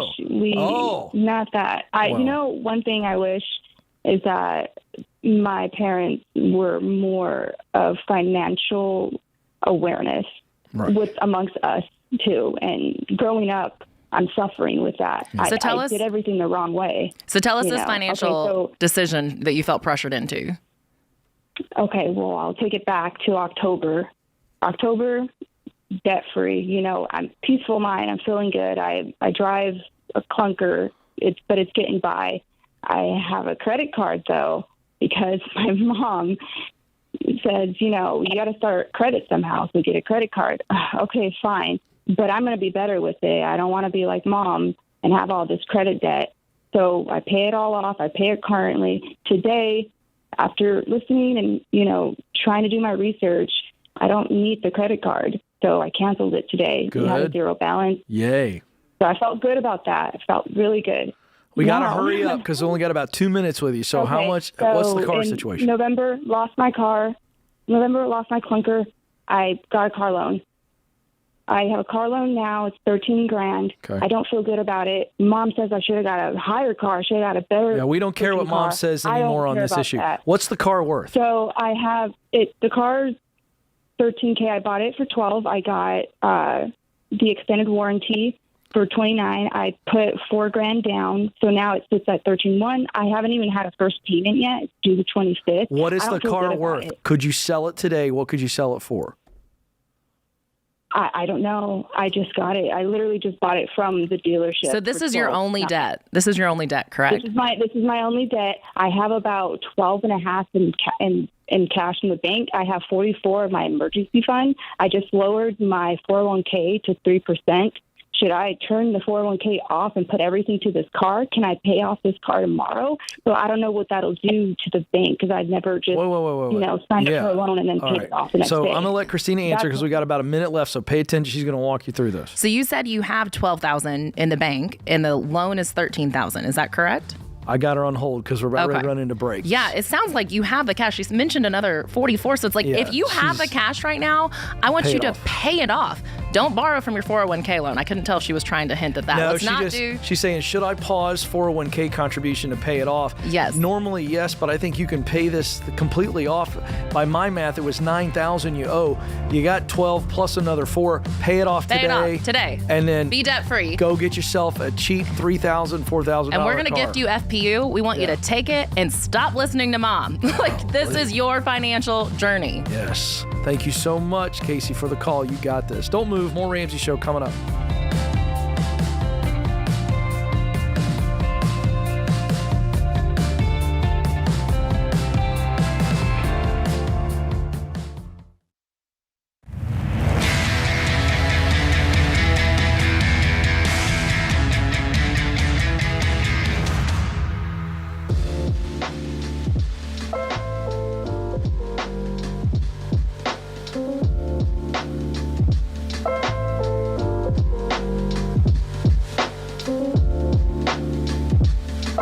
Welcome back to the Ramsey Show. I'm Ken Coleman, joined by my colleague Christina Ellis. We're here for you this hour, talking about your money, your work, and your relationships.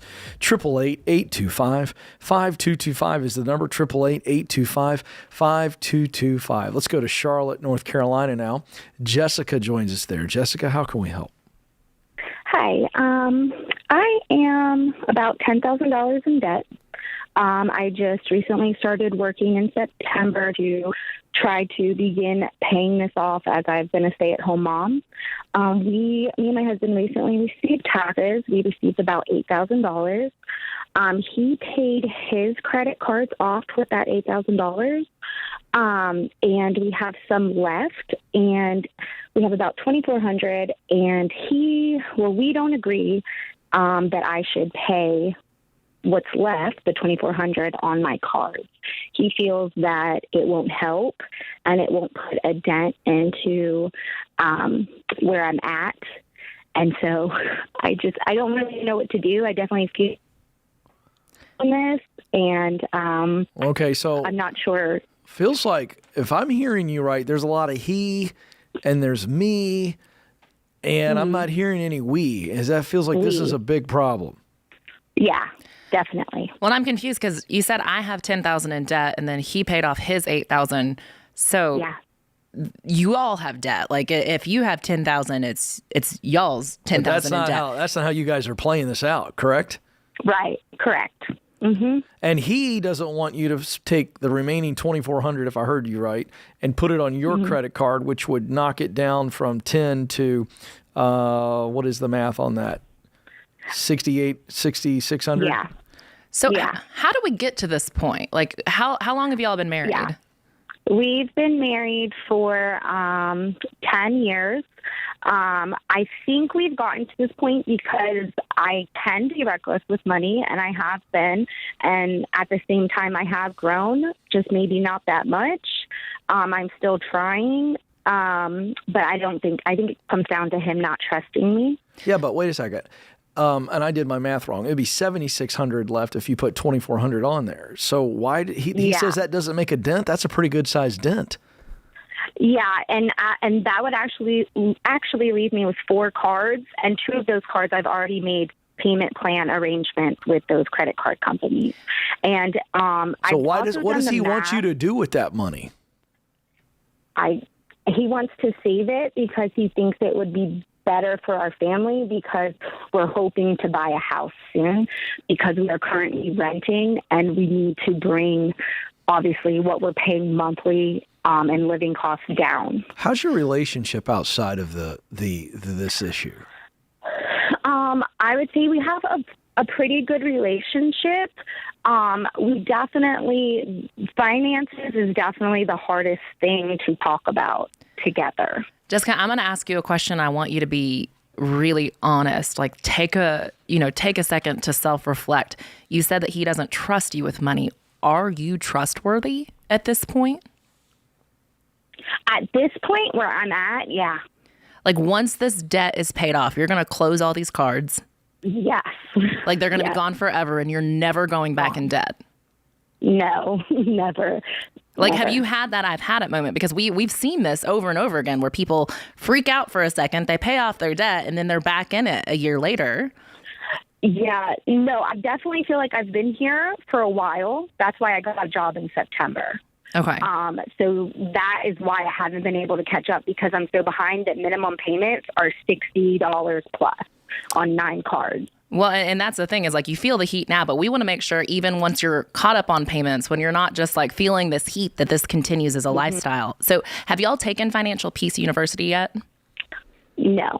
Okay, that's step 1, and we'll gift it to you. Hang on the line after the call. Austin will get it to you, and that'll be our gift to you guys. Now, I want y'all to go through it, and if you can find a local community, so we have Financial Peace University happening all over the country, and I want you all to go in person and go to this class and walk it out every week. At some point, you're going to have to literally cut up your credit cards and be done with them. And I want you all to just get on the same page, because I think you're at that spot where you're ready, but this is pretty deep. And I mean, he is probably, it's like I feel for both. I feel, you're on the call and you're wanting to move forward, but he also has legitimate reasons for being a little bit nervous about this. But the thing that I'm most concerned about is there's no unity on this, and this is really troubling. Right. I mean, finances are the number one cause of divorce, and you guys are playing with fire.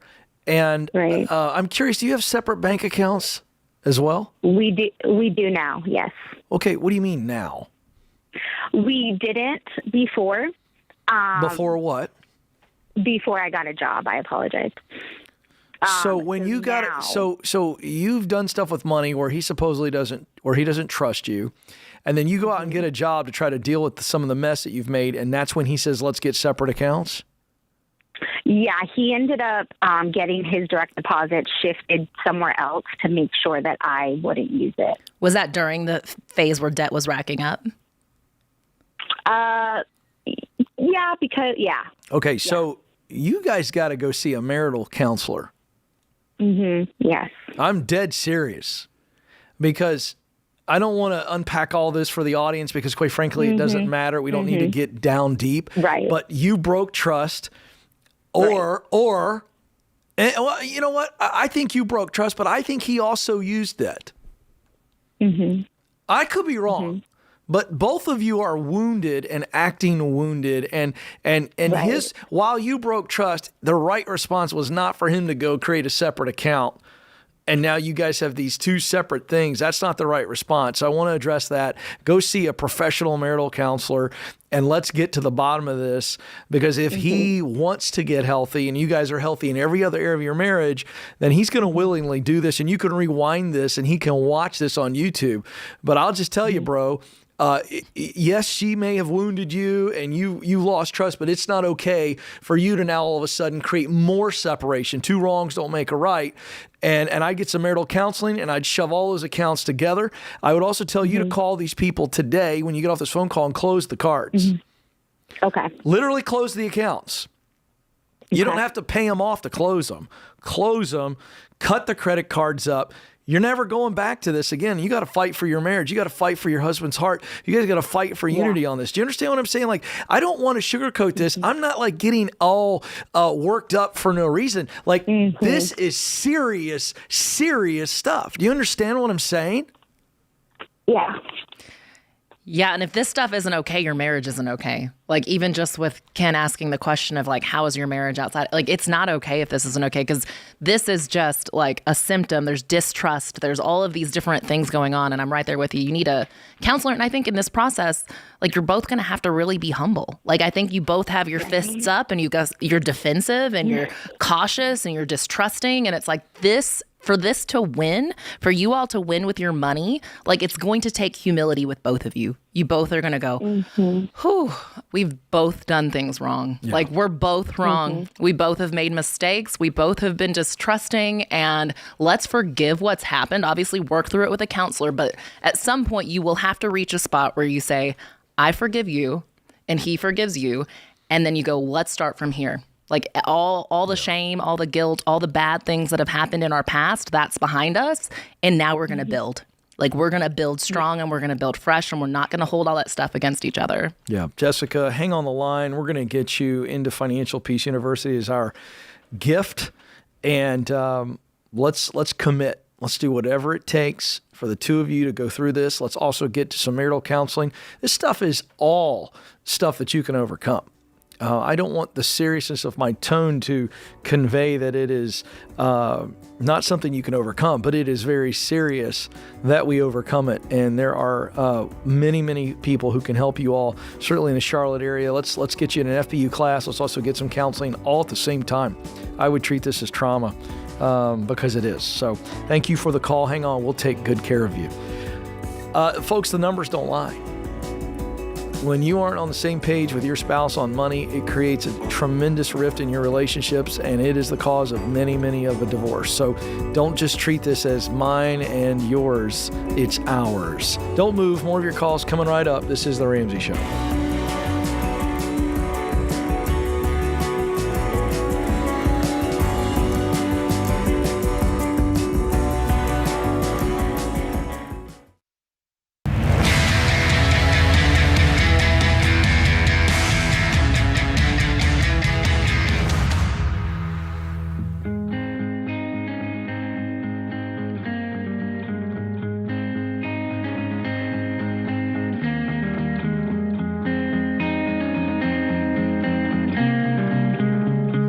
Welcome back to The Ramsey Show. I'm Ken Coleman. I'm joined by my colleague, Christina Ellis.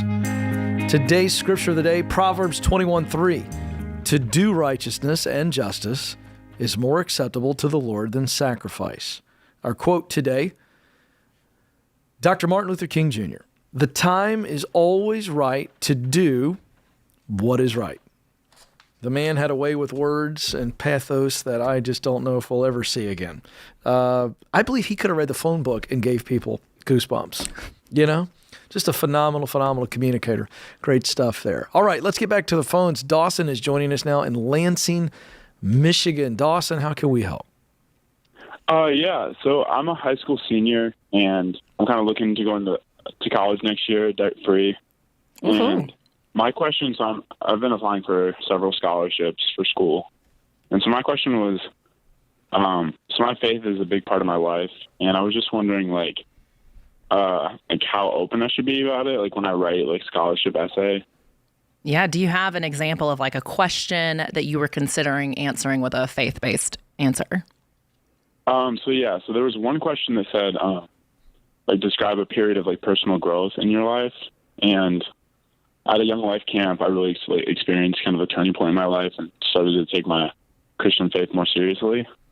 So I was wondering, like, kind of, could I talk about that as like the answer? Well, there's talk about that like more in depth, or be vague about it. Yeah, that's such a good question. And there's not really a right or wrong answer because, I mean, a scholarship application, in those essays, they're trying to find out who you are. It's about writing about your personal story and what's important to you. So if that was a big part of your life and that is the experience you want to talk about, then I would say talk about it. Now, the bigger question on should you talk about faith in a scholarship application just in general, I mean, we're in a tricky place in the world right now where there's just so many different opinions about religion and political issues and all these different things. I would say, and this may be, I'm scared I'm going to get in trouble, like, don't write just to try to preach at the judge. Like, if you're like, man, I'm going to try to write through my scholarship application to try to make some point. One of the things I've talked about in one of my books is there's a lot of political things that you could get into in scholarship applications. There's a lot of religious things. There's a lot of gender things and culture things and all these different things. And, you know, I do talk about being mindful of your audience and, you know, just being smart. Like, if there is a political issue that you feel passionate about, I wouldn't say that a scholarship application is your place to try to make some sort of political point. But if your religious experience was a huge part of your life journey and you going to this experience transformed you, then I wouldn't hide it. I would just go ahead and write about it. Okay. Yeah. Yeah. Does that And answer then your question? any other kind? Yeah, it does, for sure. For sure. Kind of. All right. And then would you have any other like kind of tips or advice, like writing on scholarship essays? Yeah. Does she? Does she? Like, all right. So where do I start? I actually ordered your book. So. Good. Oh, good. So, Chris, you know, like, how much money did you? I want people to hear this, and you would never just say it. So, tell people you did all this research, applied, you wrote till your fingers bled. How much money did you get? I won over $500,000 in scholarships. $500,000 in scholarships. And man, I could talk about this literally all day. It gets me so excited. He's ready. Give him a couple of things. What does Dawson need to do right now? Yeah, well, you're already motivated. You're calling here, getting tips on it. Treat it like a part-time job. Like, set a goal. It's easy for people to get really stoked about scholarships on a weekend and then apply for a bunch of scholarships and then get burned out and then not apply after that. So I want you to set a goal over 6 months. Like, even if it's just you apply for 4 a week, you know, over 6 months, that's going to be a ton of scholarships, like over 100 scholarships. So it's like, you know, set a goal where you can carry it out over time. And with essays specifically, so I feel like essays, that's an area where a lot of people just kind of either get freaked out or like stops them because a lot of people don't want to write essays. And forgive me, I really don't know, and this is going to be great for other people. Yeah. So is this where you're applying maybe to a foundation or to some private entity and they're saying, send us an essay, and then based on the merits or whatever in the essay, we'll decide whether or not we award you scholarship money? Yeah, it's part of the application. Yeah, so there are many factors they're looking at, and one part is essays. And one of the cool things that a lot of people don't realize when they sit down to do scholarship applications, let's say you're applying for 100 scholarships. The idea of writing 100 essays, that sounds overwhelming. I just broke out into a cold sweat. I'm struggling right now. But you don't have to write 100 essays. So I typically recommend that students write, you know, between 5 and 10 essays. A lot of these applications are asking the same question or a similar question. Oh, okay. So you just mix them around. You recycle them, basically. So you have your core essays, about 7 core essays, and then each time you have a new application, you kind of go through your Rolodex of essays and say, okay, which essay is closely related to this question? And then you can reuse it on future applications. So it's like once you filled out a few scholarship applications, the process gets easier. You can reuse those materials. How do you stand out? Well, one of the things that first came to mind too, just with like writing these different essays, especially if you're talking about your faith, get feedback. Ask several people for feedback on these essays. So whenever I was applying for one of the most competitive scholarships that I won, I literally asked like 7 people to look at my essays. I asked English teachers. I asked mentors. I wanted people to tell me, does this resonate with you? Does this move you? Because these scholarship judges, I think it sounds like they're these big, fancy, official people sitting on some untouchable hill, but they're real people. Like, they're alumni from different scholarships. They're teachers. They're people who care about students. So it's like if you can get your essay solid enough that it impacts your teacher, that it impacts your parents, your coaches, then it's like that is going to be a really solid essay that has a higher likelihood of actually impacting the judges reading it. Nice. And that sounds like a lot of effort. But again, once you have those solid essays, those can be recycled for future applications. I like that. All right, Dawson, real quick, where are you wanting to go, or do you have some ideas? What's the path? I'd love to just kind of hit this rock star Christina with a real life scenario and see what she spits out to you. So what are you thinking? Yeah, so right now I'm planning on going to a small Christian college. Okay. So maybe like there's one called Taylor University. Sure. One called North Greenville in South Carolina. Okay. Those are kind of just two that. What are you pursuing? What do you think you want to pursue? Yeah. So right now, like mechanical engineering is like probably my number one, and then maybe like civil or chemical are kind of below that. So, like one thing is like I don't have a ton of like I guess experience aside from like math classes I've taken to kind of like apply for like STEM. I guess more STEM scholarships. Yeah. So, but that's kind of like my passion is kind of like I like math and science a lot. All right, so Christina, I know I'm putting you on the spot, but again, this is like you could wake up at 3 a.m. and spit out a couple things based on what little bit of information he gave you. Where is he looking? What type of things is he trying to look for? Are you a senior right now or a junior? I'm a senior, so it's kind of a little bit late. Yeah, you're in crunch time. Have you applied to these colleges yet? Yeah. Oh, yeah. So I've gotten into most of them, and then I think I'll probably have to have like around $15,000 to $20,000 scholarships to pay for a full year. Okay. And with these STEM scholarships, are you seeing requirements that you have certain STEM experience, or what's kind of holding you back from applying for these? So none of them like require that, but some of them kind of like ask like, hey, like what are STEM like activities that you've been involved in high school? I would encourage you to like dig deep and be creative, because a lot of times I've talked to people who think they don't have certain experiences. I talk a lot about like how to build out your resume, and they're like, man, I don't have a lot to put on my resume. And I'm like, well, have you ever volunteered at your church? And they're like, yeah, I serve every Sunday. And I'm like, do you ever serve in your community? And they're like, yeah, I babysit for my neighbor all the time. And it's like, those are all things you can put in your scholarship resume. So I encourage you, when thinking about STEM things, are there any things that you have done that could at least show some glimmer of interest? And then also with these essays, consider talking about maybe something you want to do in the future in STEM. So if you don't have a ton to talk about looking back historically, dream about the future. Like, I would like to change the world this way. I'm really passionate about impacting people this way. Ooh, I can give you something now, finally. All right, so here it is, young man. Here's what I want you to do. I want you to take what Christina just said, and as it relates to engineering and all that kind of world, I want you to in your essay, write about a problem that you want to solve, the people that solution will impact. Share a narrative, a dream, a vision. That will be huge, because they want to give people a chance to change the world and say they had something to do with it. Hey, we got to get out of here. Before we do, Christina Ellis, great hour. James Childs, our fearless captain behind the glass, and the support crew. Thank you guys. And you, America, thank you for listening. This is The Ramsey Show.